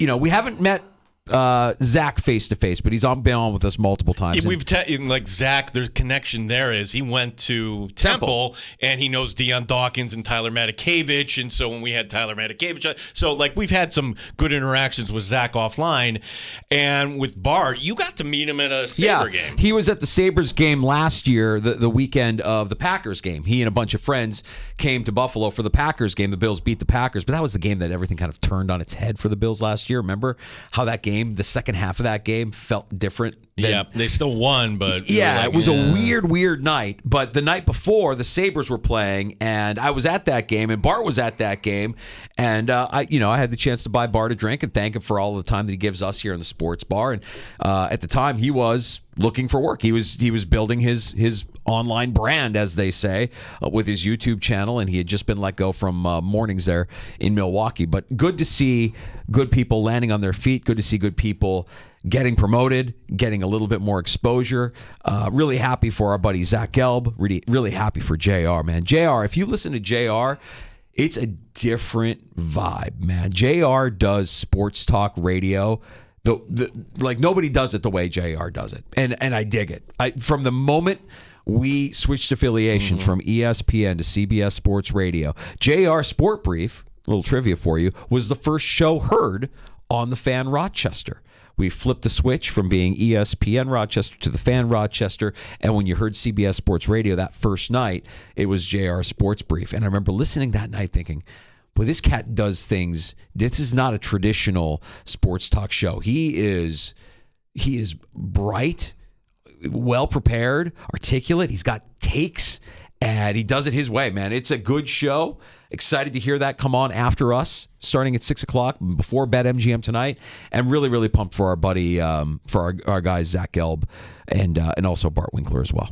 We've got Chris Hayrie from Los Angeles to join us. We'll learn a little bit more about the Chargers. Hey, interim head coach, Easton Stick, fear level. What's going on with the Chargers here? We'll talk to our we had him on 3 years ago, Chris Hayrie, KCAM. You're listening to the Sports Bar with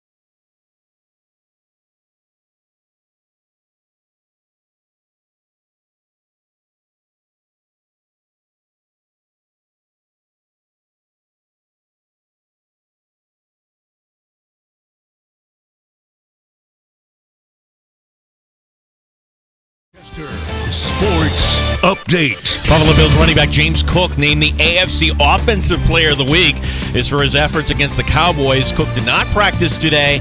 He has an illness. Bills and Chargers streaming only in the Rochester market on Peacock. We'll have the game for you, of course, on 96.5 WCMF. We'll talk about the Chargers coming up next. Chris Hayre, KCAL in Los Angeles, joining us here in the Sports Bar. Hockey night tonight here in the Flower City as the Amerks hosting Cleveland. Head coach Seth Appert on the opponent. I think they're the best team in our division. I think they're have the deepest roster, the most offensive weapons, and so until proven otherwise, they're right now the top team in our division. It's going to be a heck of a challenge. Don Stevens will be by at 7 o'clock with the call. Bowl season resumes tomorrow night. Syracuse in action against South Florida. Gene Battaglia and the sports leader, the Fan Rochester. Pull up a stool and join us. 585-866-4FAN. 866-432-6. The Sports Bar with Danger and Battaglia on the Sports Leader. 95.7 FM and AM 950, The Fan, Rochester. We saw it happen to the Raiders. I mean, the week after McDaniels left, they were on fire. So we've seen it happen this year. And so we're just going to go out and we're going to control what we can control and understand that it could be an onslaught of things we see, or they could stick to a few things where you could expect anything, but the one thing we are expecting is for them to be fired up. Bills captain center Mitch Morse. The Chargers will be ready Saturday night. Let's learn a little bit more about what the Chargers are in the aftermath of that embarrassing loss to the Raiders last Thursday. We welcome in Chris Hayre, KCAL. Here in the Sports Bar with Danger and Battaglia to give us the latest news and the latest headlines out of the Chargers. And Chris, it's been a crazy past 7 days, and I guess we can start with what Giff Smith is and who Giff Smith is. What do we know about the Chargers' new interim head coach? Well, gentlemen, good to be with you. It's been a whirlwind of a week, and Giff Smith is one of the best guys you'll meet in this business. One of the more respected coaches in that organization. He's been with the Chargers dating back to 2016, so 3 different coaching staffs. So that just kind of tells you the type of guy that he is. If I'm not mistaken, I believe he was defensive line coach in Buffalo at some point during his NFL career. 2010 to 2012, yeah. Yeah, so, Giff is somebody that the team respects. I don't think that there was another selection for interim head coach, to be honest with you. When you lose in the fashion that the Chargers did, the ultimate responsibility of the interim head coach is to make sure that you play with maximum effort and you don't get embarrassed the last 3 weeks of the season. So I think what you're going to see on Saturday is a much better effort from these Chargers players going up against a buzzsaw right now in the Buffalo Bills. So it's not going to be easy. Obviously, Justin Herbert will not play and won't play for the rest of the year. But I think Giff will at least maximize the effort of these players. They'll play hard for him. Yeah, so he's in a tough spot here, Giff Smith. And I would imagine in a city like Los Angeles in particular, where you have LeBron, you have Shohei moving up, and the idea that the Charger fan base must be, searching for a big name, whether that's Jim Harbaugh or Bill Belichick. What is the likelihood that the Spanos family actually opens up the checkbook and brings in a big name here? It's funny. Those are like the 2 speculative names, right? Like Jim Harbaugh has a national championship to win, and Bill Belichick has to kind of play the rest of this season out. But those are the big names that you hear being kind of swirled around, and I think that's what this organization needs. Not necessarily a Harbaugh or Belichick, but a head coach that has a pedigree, that has a history of winning. And, it's a very short list, right? That's why you keep hearing Harbaugh and Belichick. But just go back to the last 3 hires the Chargers have made with Mike McCoy and Anthony Lynn and Brandon Staley, guys who haven't done it before as a head coach. And I just think that needs to change. Culture is a word that we use. It seems cliche, but it's a real thing. I think whoever the next coach is going to have to establish a culture, bring a culture of toughness to this team, and a general manager too. Tom Telesco, who's from the New York area, the upstate New York area. He was the general manager here for over a decade. A new general manager is going to have a lot of decisions to make. When you look at the cap numbers, guys, of Khalil Mack and Joey Bosa, Mike Williams, and Keenan Allen specifically, they're gigantic numbers. So a couple of those guys will not be on the roster next year just because of those cap numbers. So somebody to manage the cap and kind of retool this roster with Justin Herbert at the controls. Yeah, I actually think to myself, if you've got 42 to 45 million over the cap going into next season, you're going to have to make some tough decisions. Whoever comes in is going to have to decide, is it better to spread that pain out over a couple of years, or make the reset happen quickly and actually move on from all the names that you're mentioning and save one, and obviously the one that you want to be satiated and happy with his role, and the one you want to get the most out of is your quarterback in Justin Herbert. And I guess that's my next question, Chris, is would they be better served with the kind of guy that we're describing, or would they be better served with a guy whose primary focus is maximizing the talents of your young quarterback? It's got to be both. It's got to be both. I think if you look at Justin Herbert, he wasn't able to win the close games this year, but that has not been the case, the few years before that. He has won a lot of close games, game-winning drives. In large part, the defense really let this team down this year. One of the worst pass defenses in all of football. Special teams, which has been historically bad for the Chargers, has been the bright spot. They've been excellent the last 2 years under Ryan Ficken. But they've not played complementary football, and that includes defense, that includes the lack of a true running game, one of the worst running attacks in football. So, yes, you want somebody to come in. I think that's why the name Harbaugh seems so intriguing, is because tough-minded offensive guy who's always elevated the quarterback position. So that's a short list. But I think before you even talk about maximizing Justin Herbert, just keep in mind Shane Steichen was the offensive coordinator his rookie year. I don't think Justin had looked any better than his rookie year under Shane Steichen. So, yes, you want to check that box in terms of maximizing Justin Herbert, but this is a team sport, and Justin Herbert's talents, I think, are going to shine with most coaches. It's about kind of getting the entire team correct. Yeah, what's interesting about Harbaugh and Belichick and this carousel is the Chargers aren't going to be the only team in the market. We kind of know this. We know Carolina's vacant. We kind of believe Washington's vacant, and Carolina has an owner that, all right, he might be a little crazy, but he's going to spend. And Washington, well, that guy has a new toy. I guess my question is, because you've heard this from the outside, and we don't know, but the criticism that the Chargers ownership doesn't pay top dollar, that they might be a little frugal when it comes to this sort of stuff. Is that fair, and might that cost them one of these big names? Well, John Spano spoke to the media this week, the president of football operations, and said that there's nothing that's going to stop them from winning and wanting to win. So I think he basically was saying that they're not going to put a cap on the amount of money it'll take to bring in the right guy for this job. But, you're right. When you mention the names like Tepper, he's had so many guys cycle in and out of there, but he'll pay them a lot of money. So, I almost liken it to the Texans job when DeMeco Ryans got it. Like, it was, one and done. You knew, like, the next guy, like, he couldn't afford to do another one and done, right? So, like, that job is, like, oddly intriguing if you can deal with a personality like Tepper.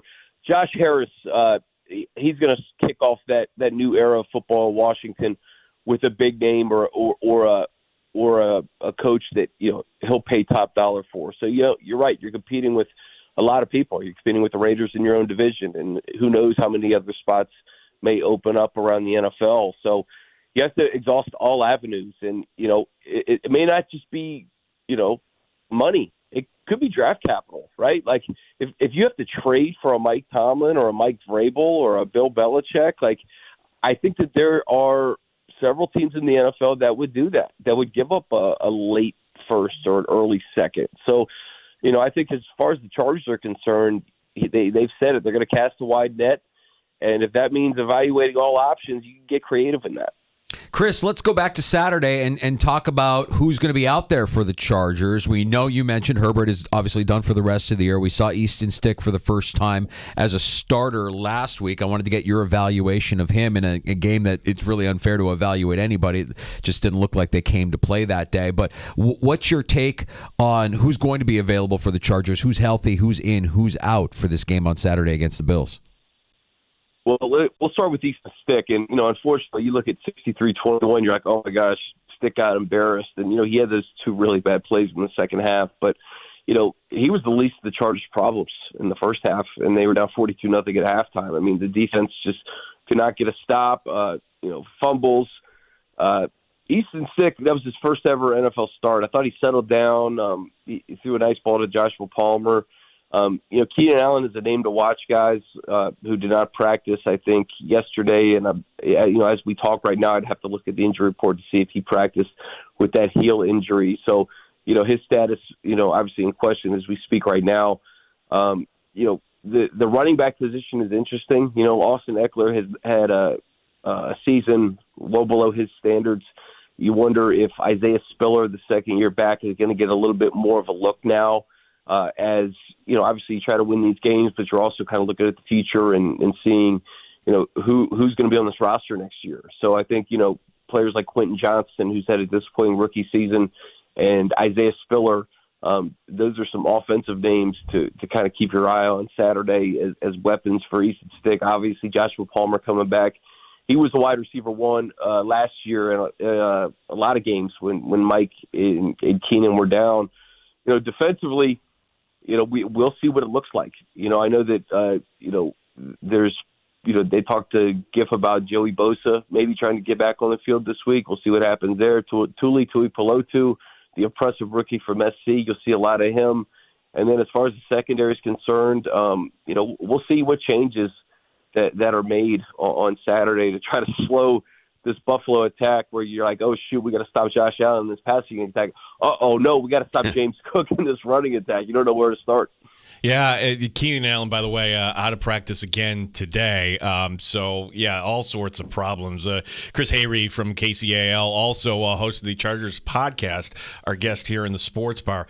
Chris, last time the Bills played on the West Coast against the Chargers, I mean, we remember this game vividly. Danger and I are looking at each other like, why is McDermott going with Nathan Peterman and 5 interceptions in the first half? Okay, that's enough. Oh, yeah. So now we fast forward, and that was in the soccer stadium, and I guess my question is, well, how's the transition been? Now you're in this palace there, but a team that's down and out with an interim head coach. I mean, what might we expect in terms of an atmosphere? Are Charger fans fearing here maybe a Bills Mafia takeover coming up on Saturday?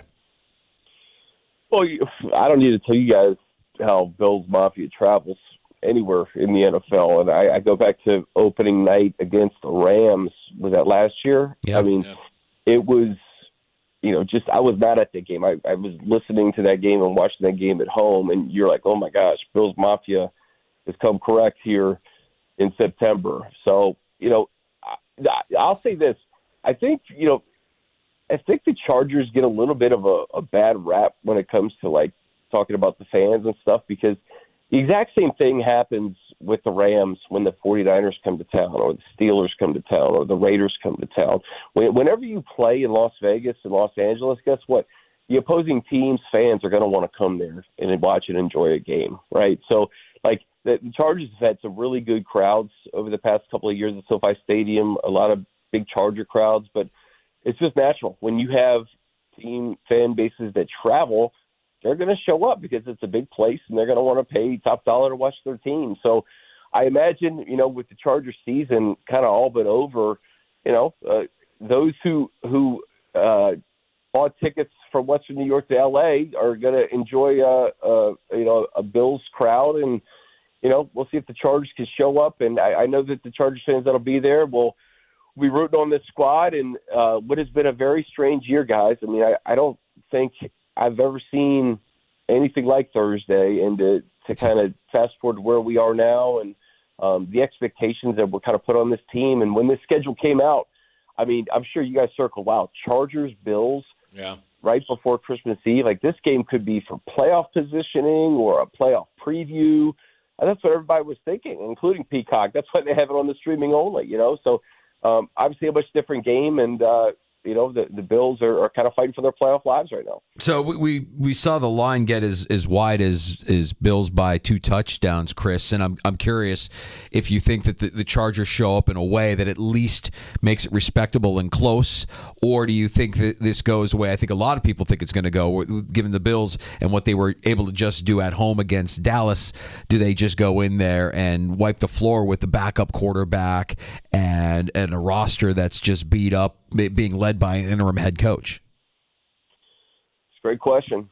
I tell you this, I did not expect the Raiders to hang 42 points on this Chargers team, because every game that the Chargers have played this year, and it's almost like it built up, right? It built up, like each 3-point loss kind of built up, and then it just busted open, and the blowout on Thursday night. I don't know what to expect. I know when you don't have Justin Herbert, that doesn't help your cause. But I will say this: I think the team will play hard.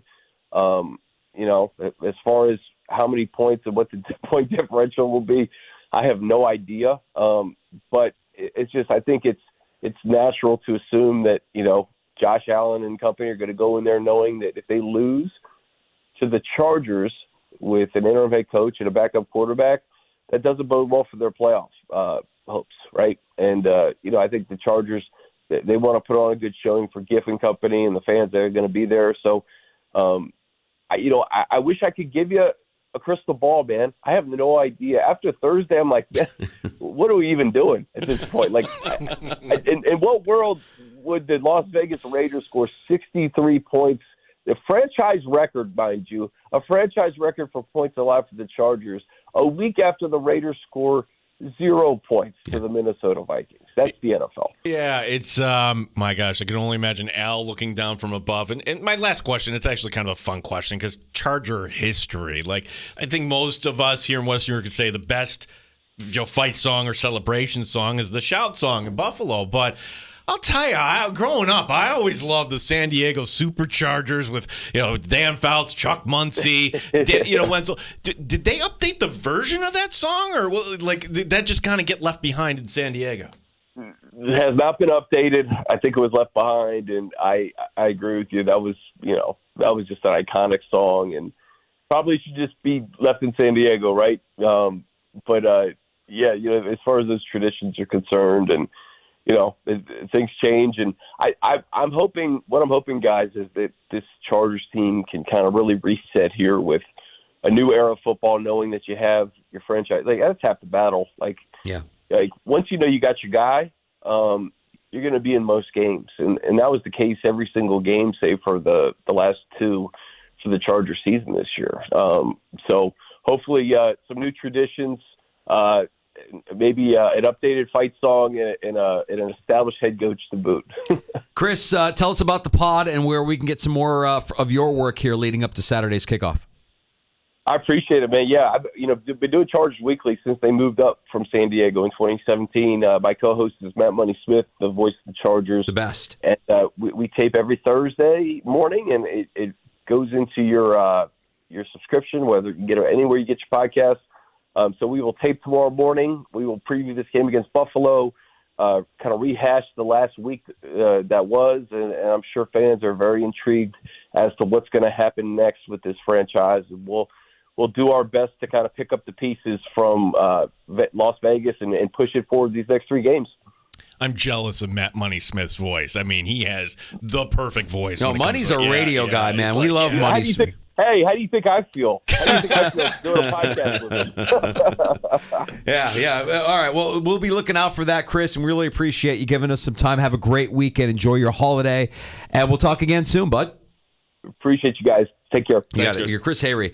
That's Chargers Weekly, the podcast, and Matt Money Smith. He's a sports talk guy. Petros and Money. Remember Petros and Money from back in the day? Yeah, they were like on Fox Sports, and then when they moved up the Thruway. What do we call it? I'm using New York lingo. Freeway. Yeah, that's when they made the change. It was actually Josh Lewin, the ex-Red Wing guy, he was doing Mets radio in San Diego Chargers football. And at the same time, the Mets and San Diego were both like, yeah, no, we're not going to continue to do this bi-coastal thing. Yeah, and that old Petros and Money show, I think it's still on in Los Angeles. It's a very Los Angeles-centric show, but wildly entertaining. Those guys are fantastic, and Money is that. He's got the nickname for a reason. Money started, notably, at K-Rock, Odyssey sister station. Oh, there you go. The alternative station there. Radio. I'm a big believer in getting people into the right seat of the bus as the bus is moving forward. You know, he started working at alternative radio, but had a passion for sports and found his way on a sports talk. Look at his path, and I look at mine, and I'm like, oh, all that's missing for me is that cush play-by-play gig that he's got there in Southern California. You know, if we get a soccer team again, I would, campaign for you to be that voice. Like that would be. Oh. My takeaway from that conversation, they sound like a mess, don't they? It sounds like, I like, how are they going to win this game? You can't even give a blueprint here. And when you read about Keenan Allen, like, yeah, is Keenan Allen really going to get on the field here? No. If I'm him, I'm like, if they lose on Saturday, if the Bills lose on Saturday to this team, are we doing an emergency show on Christmas Day? Are we doing an emergency show Christmas Eve? Are we coming in and doing an emergency show? Are we opening after hours? I would say yes, but part of me thinks this is the 2023 Buffalo Bills where expect the unexpected.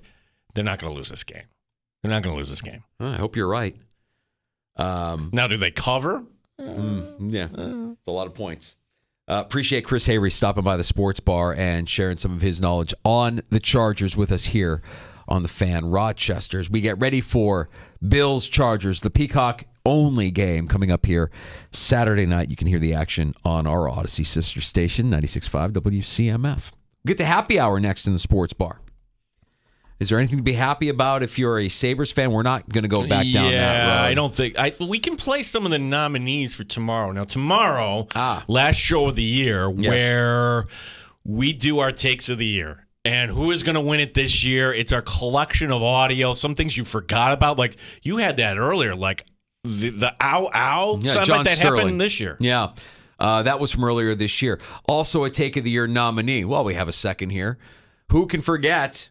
From October, Steve Smith absolutely eviscerating Broncos wide receiver Jerry Jeudy. I called out to him because on my podcast, Cut to It, I just talked about guys that maybe have not showed up in a way or in a manner. And so the word that I've used to describe him in the past was a jag, just a guy. Just a guy. And so when I saw him, he's playing well. I wanted to say to him face to face, like, hey, I know I said some things in the past I probably shouldn't have, and I'm sorry. That's what I wanted to say to him. His response, Mike Robb and Bucky, was ninja. Ninja? Yes, I'm using the word ninja. I'm just using the word ninja. I don't mess with you. And it was a curse word. And so I was like, all right. And then he repeated it. So I'll say it again. I'm sorry that I said you were a jag, just a guy who's an average wide receiver they use a first-round pick on that isn't doing anything. I hope today that you actually show up in a way that you haven't showed up in the last couple of years since they drafted you. So if you ever got a problem with Agent 89, I'm sorry for saying that you're an average wide receiver that they eventually will move on. And when teams call me and asking, should they trade for you, I will say no, don't trade for Jerry Jeudy because he's mentally unable to handle constructive criticism from people who watch specifically, can he be a wide receiver? He could be a wide receiver. He's a tier 3. Go back into the studio. I'm done now. Thank you. He literally dropped the mic after. And then these Garofalo's looking at him like, just didn't know what was coming. Yeah. Didn't know that take was coming. Yeah. And by the way, from that moment on, they started winning games. Like that was the Thursday night Kansas City-Denver game. Before the Thursday night Kansas City-Denver game in October. Kansas City won that, but afterward. Yes, but Denver has become a story, and they're a thing, and they're in playoff position. And Jerry Jeudy's not lighting it up. Cortland Sutton has been pretty remarkable this season, but Jerry Jeudy at that moment was still just a guy. Steve Smith pointing it out. that is why he is a Take of the Year nominee. We'll run through a few more Take of the Year nominees coming up here in Happy Hour. And, of course, we'll unveil our Take of the Year during our final show of 2023 tomorrow afternoon here on the Sports Bar. Danger and Battaglia on the Fan. You're listening to the Sports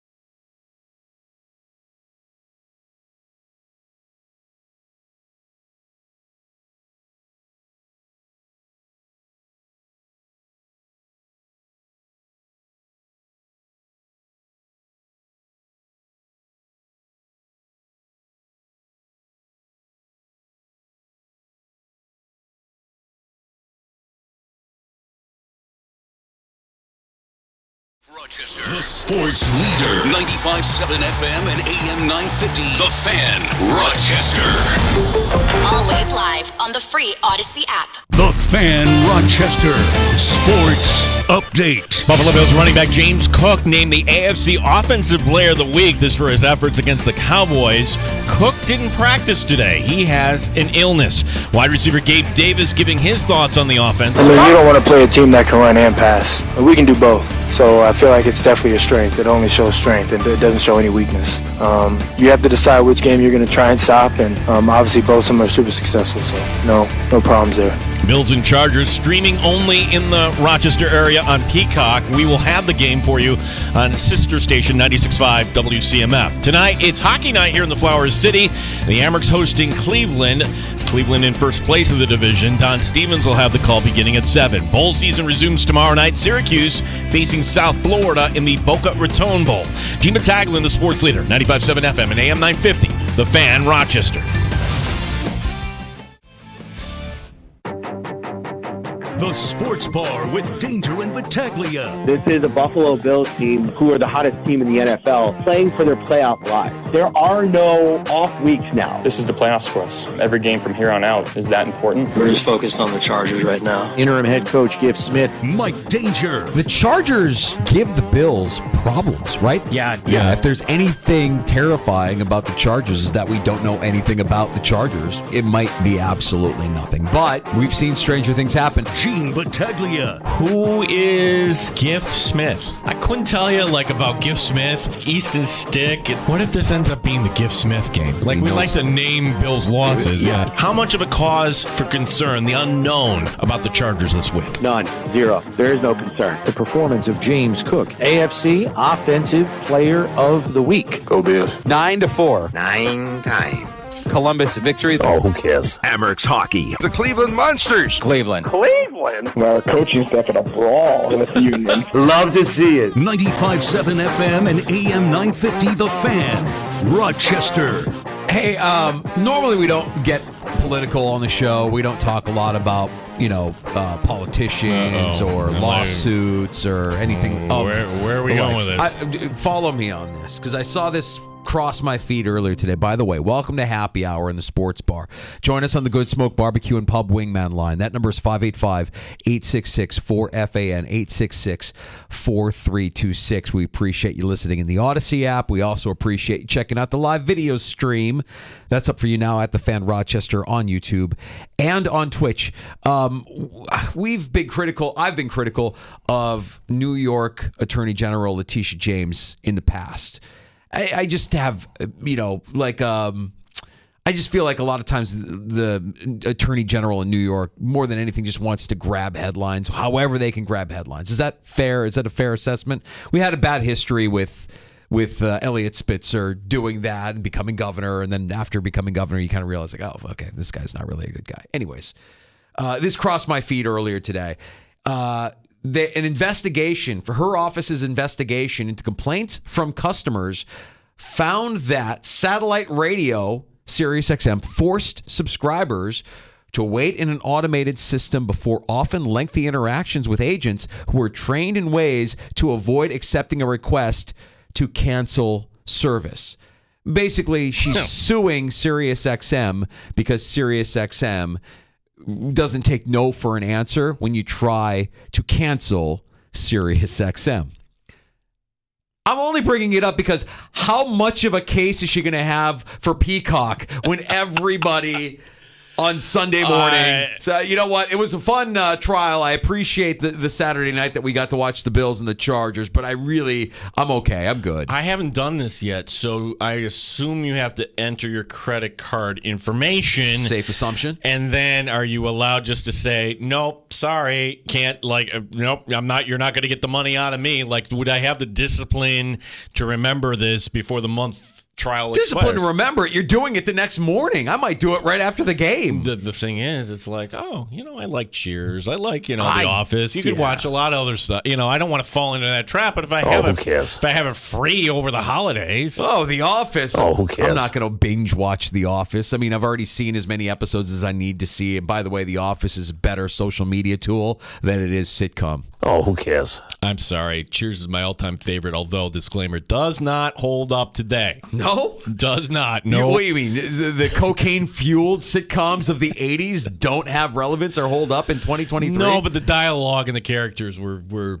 sharp in that sitcom. So I don't know. I just I see a mass cancellation out of Western New York for I see a sudden spike, a sudden surge in subscriptions. New subscriptions, and I wonder if they've got a call center ready to go, just making sure that you can't say no to canceling Peacock. We're the number one market for this, right? I would have to think, because everybody in Buffalo gets to watch it on network TV, and in Los Angeles too. So this doesn't seem ideal that NBC is trying this, unless they're using this game to get the bugs out here 2 nights before Christmas. This is not going to be one game. Here's where they're going to get you.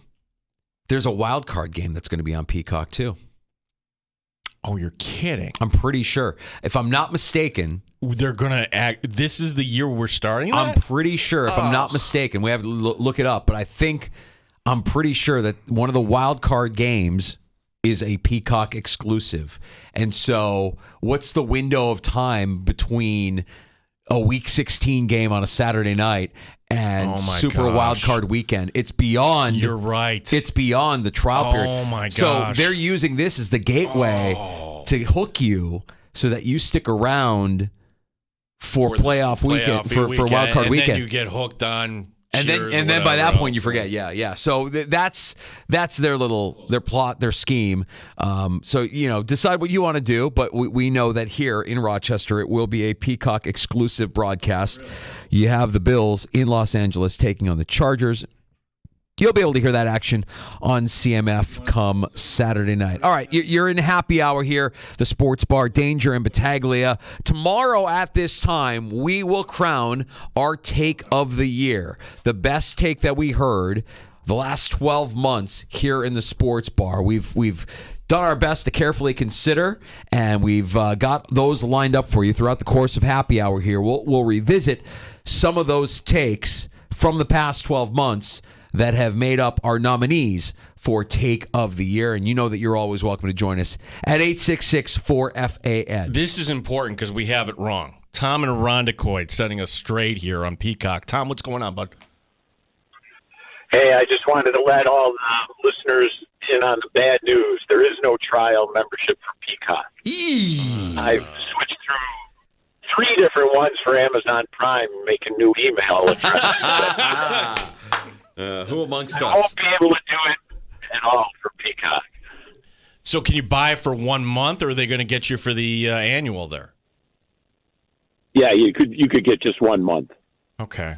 All right, so 1 month would cover the game, and it's what, $4.99?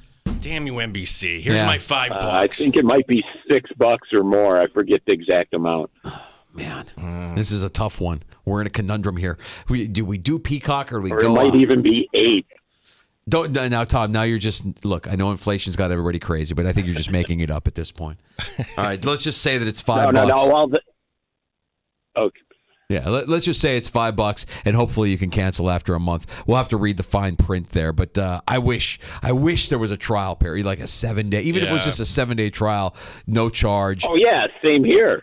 And they don't have it. Tom, thanks for the heads up. Yeah, Tom, thank you. You did everybody a favor there on this. Our guinea pig. Yeah, and if you're wondering which game will be exclusive, I call it the Houston Texans game. I don't know if the Houston Texans will be in the playoffs, but when they are, they're always dumped in the Saturday afternoon late window for whatever reason. So that's going to be the Peacock exclusive playoff game. That'll be on Saturday, January 13th. I'll be in Los Angeles, so I'll have an out on that one. I might be in the air on that day. There's maybe you get a Rams playoff game that day. Maybe Rams. Maybe they'll let just sneak in our guy here. It's the last day in his 30s here. Chris in South Central Kentucky. Last day in your 30s. Yeah. Big 4-0 coming up for Chris. Congratulations, buddy. Yep. Tomorrow I'm turning 40, and just because it is my birthday and my wife is taking me for a couple days down to Nashville, I'm not going to be able to listen to you guys tomorrow. So the greatest listener is not going to. I'll have to catch you on the Odyssey app afterward. That's it. Yes, you can listen on the rewind. It's the takes of the year. It's the culmination of. I see what Chris is doing here, though. Chris thinks because he's dubbed himself the greatest sports bar listener of all time because he listens every day, hangs on our every word, listens on the app from South Central Kentucky. Chris, you're angling right now. You want us to tip our hand. You want us to tell you who take of the year is going to be a day early, don't you, buddy? Well, actually, I was thinking that the caller Luke earlier was trying to get a take in by saying McDermott is the worst Buffalo coach of all time, and I was thinking, no, there's Hank Bola, way back there in the 70s. There was Ralph Kruger. I was there for so many bad coaches, so I thought he was angling for it, but yeah, I wish I could get it out of you guys. He caught me. All right, Chris, happy birthday, buddy, and happy holidays. I appreciate everything. Can we get another call in? I love this. I love when we're better when you join us. We're better when you pull up a stool. We love interacting with you at 866-4FAN, 866-4326. Ladies and gentlemen, Adam in Irondequoit. In or from? From Irondequoit. Got it. Adam from Irondequoit is joining us. You got the floor, buddy. It's yours. Hey, this just in. James Cook just ran for another first down. Oh, wait. I'm sorry. Hey, you know what? Last week, I can't let this go. All right? The whole Belichick thing. I am nerding this to F out, okay? It took me a couple days to find a website that had the statistics that I needed. But I'm like, all right, let me be objective about this. Let's for real. If I'm going to put Belichick into that standard and say, you know what, you're no good because you can't win without a Hall of Fame quarterback. All right, cool. I found a website. I have already started going through the top 50 head coaches of all time and listing their wins and losses when they did not have whatever Hall of Fame quarterback they had. And I've only gotten through two, but it was alarming already, all right? The first one, Don Shula, because he's got more wins than anybody else. First little nugget here. Guess how many games Bob Greasy played in their perfect season? He didn't play all of them. Yeah. 5. Yeah. Don Shula got a perfect season, and his Hall of Fame quarterback didn't even play half of the games that year, right? His winning record, when you take away Bob Greasy and Dan Marino, is 70%. Do you know what Hoodies is when you take away his Hall of Fame quarterback? Because people tend to forget. He was a coach in Cleveland for 5 years. Yeah. Remember that disaster? Yeah. Nobody wants to talk about that. Oh, he's the greatest coach of all time. His winning record without Tom Brady is 47%. I'm sorry. I'm very excited. I'm very excited to be able to get through the rest of this because I'm sure that there's other nuggets that are going to come out. They're going to be like, oh, didn't know that. I didn't know that Bob Greasy didn't play that many games. I was shocked. But it's holding to my point already. I've only gotten one coach down, and he was who I said was number one, was Don Shula. Has a 70% win rate when he did not have a Hall of Fame quarterback, right?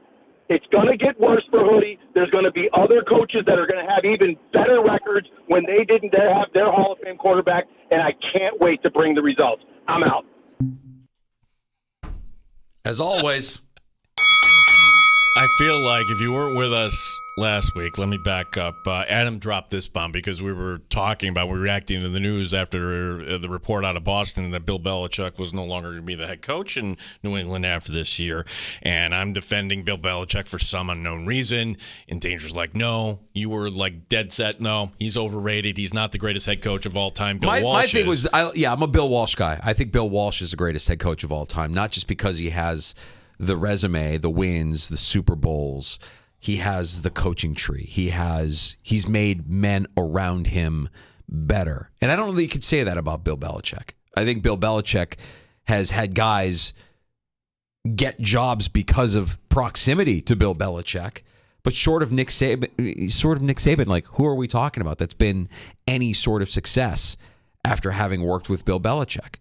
And so it begs the question, like, what kind of a leader is Bill Belichick? What kind of a leader of men is Bill Belichick? He's a good coach, won a lot of games, knows football, smart football guy, brilliant football mind. But to what Adam is saying, can you win without a Hall of Fame quarterback? I haven't seen it. Certainly didn't happen early in his career in Cleveland, and it's not happening late in his career in New England.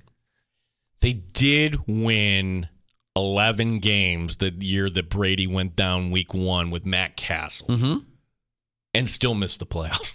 Yeah. That'll never happen again. 11 wins. Sorry, you're not in. No, Adam's take that Belichick wasn't top 5 all time. Not even top 5. Not even top 5. It's pretty good. It's pretty good. You know what? I think we would consider that call take of the year worthy had it not come at the time of the year that it came, because we kind of got our nominees locked in. Do you have any other nominees we can kind of revisit here, Mike Danger? Again, take of the year will be given tomorrow. We have special surprises on the show tomorrow. It's going to be wonderful. Yeah. We can go back to the summer and a voice that you hear every afternoon on the Fan, Rochester, had an epic rant on what was going on with the Bills during mandatory minicamp. Steve Tasker is a Take of the Year nominee in the sports bar for delivering this rant on what looked like a dysfunctional situation between Sean McDermott, the Buffalo Bills, and their star wide receiver, Steph Diggs. Yeah, they're making a ton of money. Absolutely. Money don't mean nothing if you want to win. And if Steph had a beef, or if one of these players has a beef with the way they're doing things and doesn't think it gives them the best chance to win, whether you're making $20 million or whether they're making $2 million, you should speak up. So don't give me this about they're making all this money, they should show up to work. If they think something's going wrong that they want to fix and nobody's fixing it, they better speak up because they want to win more than they want the money. You just said Steph Diggs wants to win and all that. Well, if he wants to win, what's that mean? It means doing everything you can to make sure everything's going the way it should be going so you win games. And these players know just more than you or me about what it's going to take. They do want to win. That's why they're squawking. That's the only reason they squawk. It's because they want to win and they don't think somebody or something is going the right way and nobody's addressing it. So they stand up and they say, wait, fix it because we got a problem. That's what great players do. They want to win. And if somebody's not pulling their weight, they're going to hear about it. If something's not being done the way a winning team or winning organizations should do it, a captain should stand up and say, fix it. That's how it's supposed to work. Nobody has said that Steph Diggs all of a sudden took it out of gear. He's been making a lot of money for a lot of years, and he's been playing hard. Lights out. Hard for this club. That's when you get frustrated. When you're a player like Steph Diggs of his caliber, when you're a player Von Miller's caliber, when you're a player Josh Allen's caliber, and you're balling out, and it doesn't work, and something's not working, and then somebody comes out and something looks different, or something is not right, that's when you stand up and say, listen, what am I doing here? I'm making all this money. I'm putting up all these numbers. I'm doing everything I can to help this team win, and you got this over here going on? Fix it. Right. Great players know how to win. Those guys know what's going on. When they see something wrong, they address it. Now, some guys, you can say, address it differently than Steph Diggs did, but I'll tell you what, whatever it was that Steph Diggs brought to the table, he's practicing today. There you go. That may win. Strong. It's strong, and it also backs up a point. Danger, I feel like, to this day, you and I kind of on an island with Steph Diggs, because I am out and about and people will, I don't know, diva wide receiver. No, that's not it at all. And it's, you get that perception from whatever happened in the tunnel, from whatever happened with McDermott, from an interaction in the Bengal game when the game was already lost between he and his quarterback. And when Danger and I tell you, listen, we know things. We can't tell you everything on this show, but the story is it's not Diggs. And you still don't believe us? Well, okay, here's somebody who actually works in that building. Here's somebody who is on the Bills' Wall of Fame. Here's somebody who you hear every day on the air. One of the most respected voices in Steve Tasker, saying it in a better way, in a more validating exactly what we were saying the whole time on Steph Diggs. Steph Diggs is right. He just wants to win. He's a winner. He's a winner. Yeah, he makes a lot of money. Is he a diva wide receiver? Sure. If you want to label him that, fine. You know what else he is? Best player on the team. Most vocal player on the team. He's the engine on the team. If Josh is down, you know who's picking him up? It's Diggs. Anybody ever have to pick Diggs up? Never. Why? He wants to win. He's a competitor. He's one of those guys. He's the kind of guy that you hear about. The Kobes, the LeBrons, the Jordans, the guys that obsess with winning their craft, being the best. That's all he wants. I love the guy. I'll understand, like, if you say, diva wide receiver, I don't like Diggs. Diggs is a problem. He's a distraction. You can have that opinion. It's not going to change my opinion. Diggs is not the problem, and he's never been the problem. And you don't have Josh Allen that you have today without Steph Diggs. You just don't. I don't know what this team looks like without Steph Diggs. I really don't. He is the engine. He is the catalyst. He is the spark. And everything that happened during minicamp was so bizarre. And for McDermott to basically lie about Diggs, and for Diggs to call him out. I'm here. I don't know what you mean. You sent me home. Why did he get sent home? Because he had the audacity to challenge the organization. Hey, I'm back. We're back. What have we done to get better so that we don't have the same result as last year? Because this year, I want to win more than I did last year. Even more. Like, what is it? And you imagine that probably ruffled some feathers and rubbed some people the wrong way. Yeah, and McDermott fed into that false narrative by saying, hey, I don't know where he is. He's not here. Is it a concern? Yes, it's a big concern. Major concern. Yeah, oh, okay.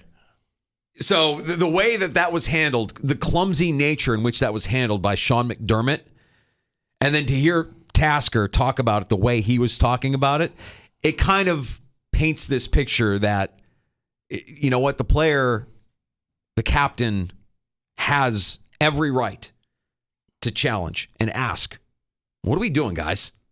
How are we better now than we were last year? And we don't know everything that happens behind the scenes. We see a lot at training camp. We hear a lot, game day. But there's a lot of things that happen behind closed doors that we'll never, ever, ever, ever know. We won't know what that meeting was like. And we won't know what the relationship with Ken Dorsey was like all of last year heading into this year. And honestly, at this point, it doesn't matter because we're looking forward and we're hoping that the direction that they're going leads us to a place where we want to go as fans. The one thing that I saw, another reporter saw after the Cincinnati loss, was a Steph Diggs was furious.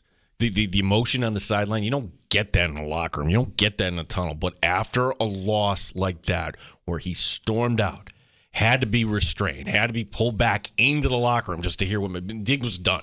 He didn't want to hear anything from anybody at that point. And that also kind of fed into the narrative as well. But, hey, your season goes down the drain in that fashion that started off so promising. You were the Super Bowl favorite, and you lose like that.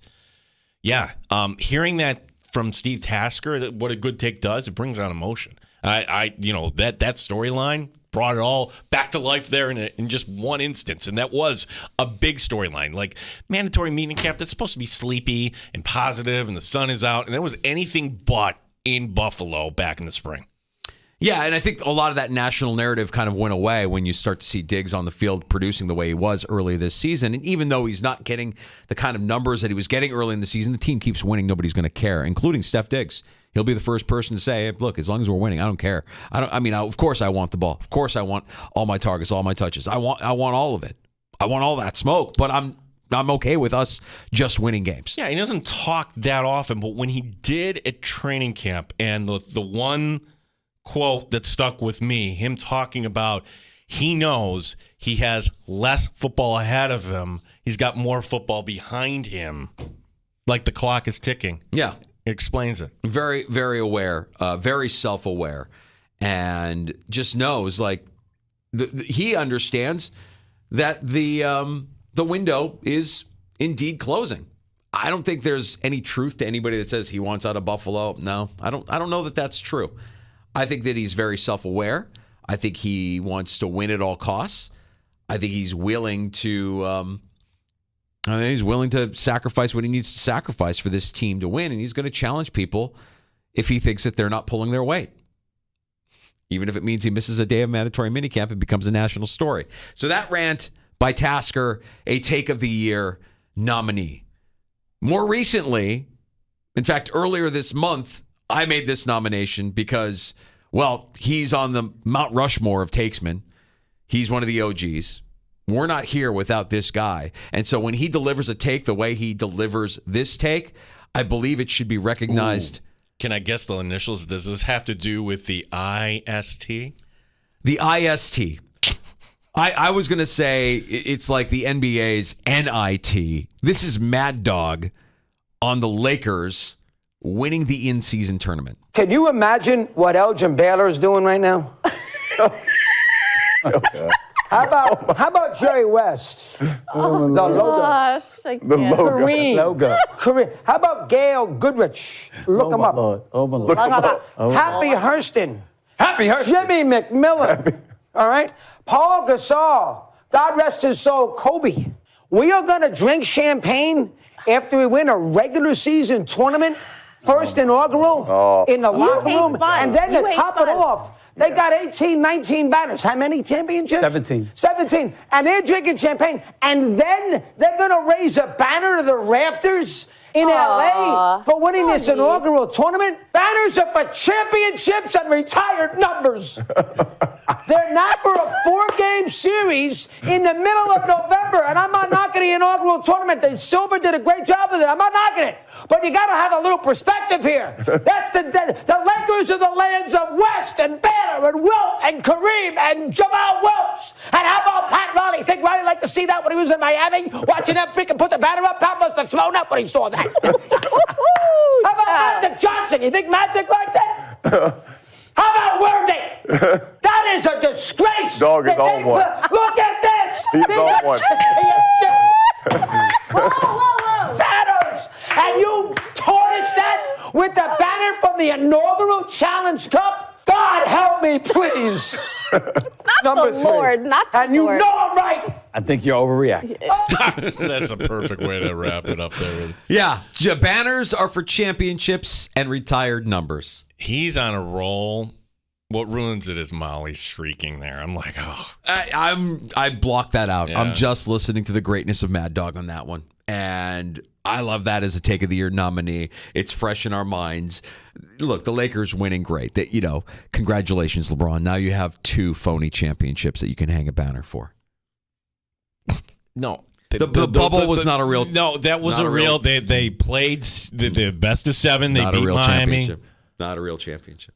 We'll go through all of our Take of the Year nominees tomorrow afternoon, throughout the afternoon, and we will unveil our winning take, our Take of the Year, tomorrow afternoon at this time here in the Sports Bar. Ooh, and if you are still alive in your fantasy playoffs, make a note of it, set an alarm. Andy Barron's Yahoo Fantasy for his weekly Thursday segment, last one of the year tomorrow. Awesome. Let's get to a round of shots next in the Sports Bar. Yeah, so we had a listen, you the Sabre fan, if you were at that game last night, I'm going to applaud what they did in the third period, because to me it just shows that, hey, Sabre fans they're aware, and maybe the game night crew wasn't aware what was going on. A couple news and notes that are not good out of the NFL, one concerning a star player today and one concerning a former New York Giant. And Florida State is making noise once again. There we go. This holiday season, all your wishes are coming true on FanDuel, America's #1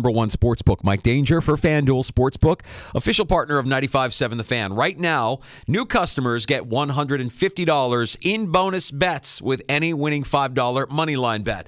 That's $150 if your team wins. If you've been thinking about joining FanDuel, there's no better time to get in on the action. The app is super easy to use. There's a wide range of betting options, everything from spreads to player props, over-unders, and more. So visit FanDuel.com/Mike, M-I-K-E, FanDuel.com/Mike, and join me this NFL season on FanDuel, official partner of the NFL. 21 plus and physically present in New York. First online real money wager only. $5 pregame money line wager required. $10 first deposit required. Bonus issued is non-withdrawable bonus bets that expire 7 days after receipt. See terms at sportsbook.fanduel.com. For help with a gambling problem, call 1-877-8-HOPE-NY or text HOPE-NY 467-369.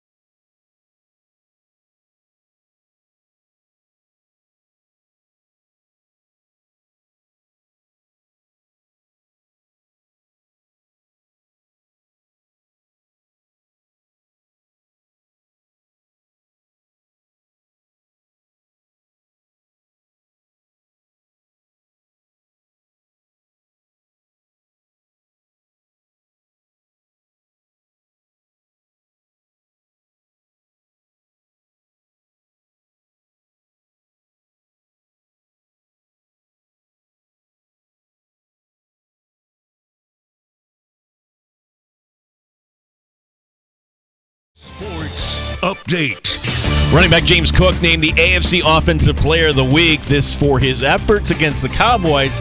Today, Cook didn't practice. He is under the weather. Bills and Chargers streaming only in the Rochester market on Peacock. We will have the game for you on 96.5 WCMF. Tonight, it is hockey night here in Rochester. The Amerks hosting Cleveland. Head coach Seth Appert on the opponent. I think they're the best team in our division. I think they're have the deepest roster, the most offensive weapons, and so until proven otherwise, they're right now the top team in our division. It's going to be a heck of a challenge. Don Stevens and Andrew Mossbrooks with the call beginning at 7 o'clock tonight. Bowl season resuming tomorrow. Syracuse facing South Florida in the Boca Raton Bowl. Gene Battaglia, the sports leader, 95.7 FM and AM 950, The Fan, Rochester. Bill Bills fans, Odyssey is your home for football. Stay up to date on everything Bills, no matter where you are, with the Odyssey app and the sports leader, The Fan, Rochester. I don't have to manage him at all mentally. He already had it himself. He knew this was a good thing. Didn't need to be convinced of it, and he's in the right mindset to attack this opportunity. Just a little bit more on the Amerks. You'll be able to hear tonight on the Fan Rochester Blue Cross Arena. They're taking on Cleveland, and it's also Jacob Bryson's return to the Rochester Americans. He'll be on the blue line tonight. Yeah, only 3 games did he play this year up in Buffalo, so I got to get him some work here. Last night, the Sabres game night presentation crew, they had a bad night as well, showing a lack of self-awareness for the scheduled third period fan meter get loud image on the scoreboard. Yeah. Oh, indeed, the remaining fans got louder. They booed, and they booed louder and loud. And Calipozzo says his team did not quit in the second period. You have to wonder what's next, though, for the Sabre team, who gave up how many goals? 9 times. Yeah. Fantastic. And that lost to Columbus. Let's congratulate them on not giving up 10. Because, God forbid, it was embarrassing. An absolutely embarrassing display last night. You had all the optimism in the world because you get that goal within the first 30 seconds and Rasmus Dahlin gets one in. Embarrassing! And then you just completely collapse. And then Oppozo, when talking about, the 12 years of frustration, that's what it was. No, there were players, and I said it earlier, I thought you quit last night. Other media members thought you quit as well. I just think bringing up the 12 years as if you don't have any... yes, we're all frustrated by the 12 years. What are you going to do about it now? Don't worry about the 12 years. Don't let that hang over your head, even though it's hanging over ours. Just go out there and win a hockey game. 12 years had nothing to do with last night. No. Toronto coming in tomorrow night. That's going to be all Leaf fans. Yeah, and in typical fashion, they'll probably show up tomorrow night, right? Like tomorrow night, they'll probably have a game where they'll suck you in for one game because they get up for it. I don't know. Giant fans may remember running back Derek Ward. Do you remember Derek Ward? Yeah. He spent 7 years in the league. 2008 was his best season, rushed for over 1,000 yards for Big Blue. Well, he's not wearing blue anymore, but rather orange. Reportedly involved in robberies of at least 5 businesses, including gas stations, is accused of using a firearm, or is not. He did not use a firearm during any of these alleged crimes, allegedly using force and fear to obtain money. And last check, Ward is still being held in an L.A. County jail and was booked on a felony charge. His bail is at $250,000. Okay. Again, Florida State getting all pissy toward the ACC. It's like, why are you so pissy? That was a good Take It of the Year nominee. Upset, undefeated season didn't land them in the college football playoff. ESPN's Andrea Adelson reporting that talks have reignited at Florida State about leaving the conference. Oh, God. Honestly, let's review the facts. This is all hot air. Any ACC school that wants to lead the conference would have to challenge the grant of rights before joining another league. The grant of rights, which runs through 2036, gives the ACC control over media rights for all its member schools, which would mean, Florida State wouldn't get paid. It would be the conference should the Florida State, for the example, jumps to the SEC. Besides, Danger, do they not realize at Florida State that the college football playoff is actually expanding next year? Right. They're going to get in next year, considering they have a talented roster, and they're probably the best team in the ACC again. So... yeah, have a chip on your shoulder till next year. That's exactly right. I just think that the more they complain about being in the ACC and try to leave the ACC, the more it weakens the ACC, the conference in which they probably are going to be a part of until 2036. You're not helping yourself. Just win your conference. And look, I know you could say they won their conference. You've just put an exclamation point on what a lot of us that watch college football already know. The ACC is a Power 5, but they're not elite.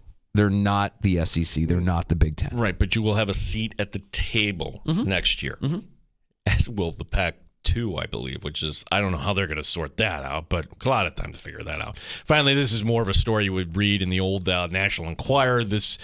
Although, for what it's worth, The Daily Mail reporting that in the span of 4 months, Miami Dolphin wide receiver Tyreek Hill has fathered 3 children. Revealing last week that a recently married wide receiver is on the receiving end of paternity suits from 2 former women who claim that both children were born in February and May this past year. Now there's a third ex that's going to be filing suit. Hill may not be the MVP, but he is in the running for Father of the Year. Was that wrong? Should I not have done that? I tell you, I gotta plead ignorance on this thing, because if anyone had said anything to me at all when I first started here that sort of thing was frowned upon. Who was the one that played in the NFL that had like 12 kids? Defensive player. Yep, I know. I'm just looking up the fact. It's Antonio Cromartie. Oh, Cromartie. Yes, Antonio Cromartie. I mean, look, Tyreek, we get it. You're the fastest player on the field. You have an unbelievable pace. That doesn't need to translate to how quickly you spawn. You don't have to have, what is it, 3 kids in the course of 4 months? That's a lot. That's not great. I don't love that. I don't love that for those kids.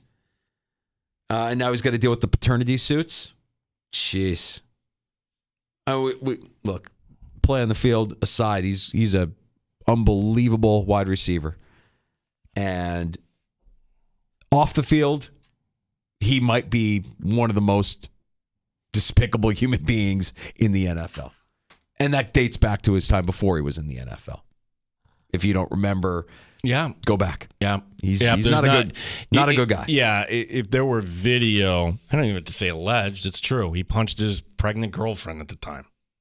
So, that's also part of the story too. Like this 3 and 4 months here, he has 3 previous children, or he has 3 children from a previous relationship. Yeah, it's not great. Not great. Not a great guy. Hate that story. Last call is next in the sports bar, 866-4FAN. Bob sent us a tweet at the fan Rochester, Gino. I don't know if you saw this or not. It's basically it's rooting interest for this week if you're a Bills fan. The games that involve teams that the Bills are going to be watching and how you want to see these games play out in the Bills' favor. Obviously, we know that Saturday we're rooting for a Bills victory, but how are you supposed to feel about Bengals at Steelers? How are you supposed to feel about Colts at Falcons, Seahawks at Titans? All these games that are happening throughout the course of the NFL in Week 16. How will it help the Buffalo Bills? We'll get into some of these games here coming up, and we have time for your calls as well at 866-4326 here on The Fan. You're listening to the Sports Bar.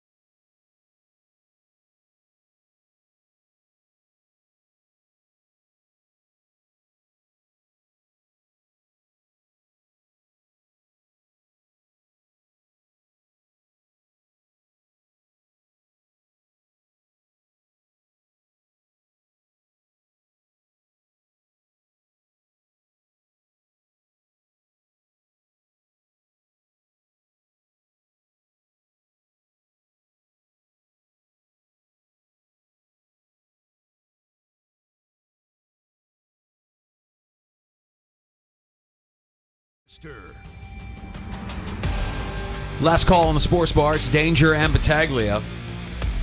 One more show in 2023. That's tomorrow, our Take of the Year extravaganza. We will go through all the nominees. We will crown our winning takesman or takeswoman Take of the Year tomorrow, starting at 3 o'clock here in the sports. Yeah, tomorrow we will also be talking to Andy Behrens from Yahoo Fantasy, as hopefully you still are playing here. Most leagues it would be your semifinal matchup.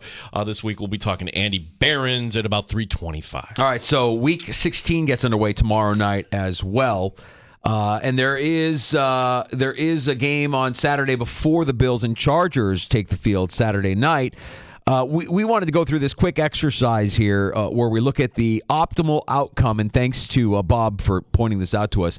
Every game that might affect the Buffalo Bills and their opportunity and chance to get into the postseason, starting with that Saturday afternoon matchup in Pittsburgh where the Steelers host the Bengals. Would you want the Bengals to win or the Steelers to win? That's an easy one, right? You want the Steelers to win that one, right? Obviously, you want the Bills to win on Saturday night. You want the Falcons at home to take care of the Colts. That's Taylor Heineke, by the way, starting the rest of the season for the Atlanta Falcons. If they make the postseason, it's going to be on his arm. Let's see. Browns and Texans. This is a big one. Who would you rather see win? Rooting interest? You want the Browns to win that game over the Texans. Jags at Bucks? You're rooting for the Bucks. Cowboys at Dolphins. We said it after the game on Sunday. We're all Cowboy fans for this week. Big Cowboy fans. No, hold on, because Matt Perino's saying it's opposite. He's saying that you would want the Texans to beat the Browns. I trust Perino on that one. I'm sure it's like, there's a lot of different metrics here. Last call at 866-4326, 585-866-4FAN. Who's standing by? Now, like the rule here in the sports bar is it's one call a week. You're not going to get multiple calls per week, much less multiple calls per day. However, storyline today in the sports bar, we're all kind of figuring out the Peacock stuff. And Tom in Rochester called us earlier, Danger, and told us, hey, there's no free trial with Peacock. You got to pay up front for the 1 month. And Tom is kind enough now to fill us in on more info for our listeners. All right, Tom, what did you find out here, bud? It is $5.99 a month for Peacock. Oh. They used to have a free membership. If you signed up before February 2023, you still have your free membership. It doesn't get all the content. It's unclear to me whether I will get the game or not, because some of the other sport content I can get right now, but other shows it says you have to subscribe to watch. So this feels like this is actually the first pay-per-view in the NFL. To me, your Amazon membership doesn't. I don't know if that feels like a pay-per-view. This game does, Tom. Yes, it does to me as well. Yeah, Tom, thank you. Luckily, I signed up before February 2023, so I'll find out. You'll find out. Tom, happy holidays. Appreciate your help on that. Love it. If you can't watch the game on Peacock, we know that you'll be able to hear the game on CMF. That's coming up here Saturday night. On CMF. Pre-game coverage, by the way, gets underway 4 o'clock. Tim writing in to us on X. I think it has to be said, this goes back to our where does Belichick kind of rank here. I think it has to be said that the best coaches innovate the game. Walsh with the West Coast offense. Landry invented tape scouting. Has Belichick added or changed the game? I mean, defensively, dating back to his time as a coordinator with the Giants, you could even argue then that his name was boosted because of LT, because of the player he had on the field. I can't say he's the greatest head coach of all time. I just can't. The rings are amazing, and he'll probably end up with the record for the most wins all time. But I just think that there's more to it than that. And that's why Walsh is my guy. Innovative, yes. West Coast offense. The NFL looks the way it looks today because of Bill Walsh. And partially because of the men who came out from Bill Walsh and started their own career and their own legacy and their own coaching trees. All because of Bill Walsh. He's the GOAT to me. A lot of people might fight that, but that's where I'm at. Take of the year tomorrow. We'll go through all the nominees. We'll crown our take of the year. That starts tomorrow afternoon at 3:00.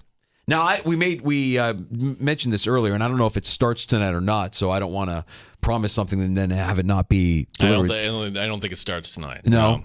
Eventually, JR Sport Brief will be joining the Fan Rochester here. You'll hear him after 6:00. We've got Amherst hockey tonight as well, as Cleveland is the opponent. They're in town at Blue Cross Arena. We'll have that action for you. Don Stevens will have the play-by-play starting at 7:00 on the Fan Rochester. If you missed Chris Hayrie, if you missed PJ Glasser from BetQL, send it in. You can get both of those conversations now wherever you get your shows. Just find us in the free-to-download Odyssey app, Apple Podcasts, Spotify, Stitcher. Search out the Sports Bar, and you'll find all of our guest appearances and all of our past shows. And also, thanks for checking us out on the stream at The Fan Rochester on YouTube and on Twitch. Gino, have a great night. Thanks, you too, Dan. Back again tomorrow at 3. Our final show of 2023 tomorrow here on The Fan. Odyssey has sports for every fan. Keep up with your favorite team.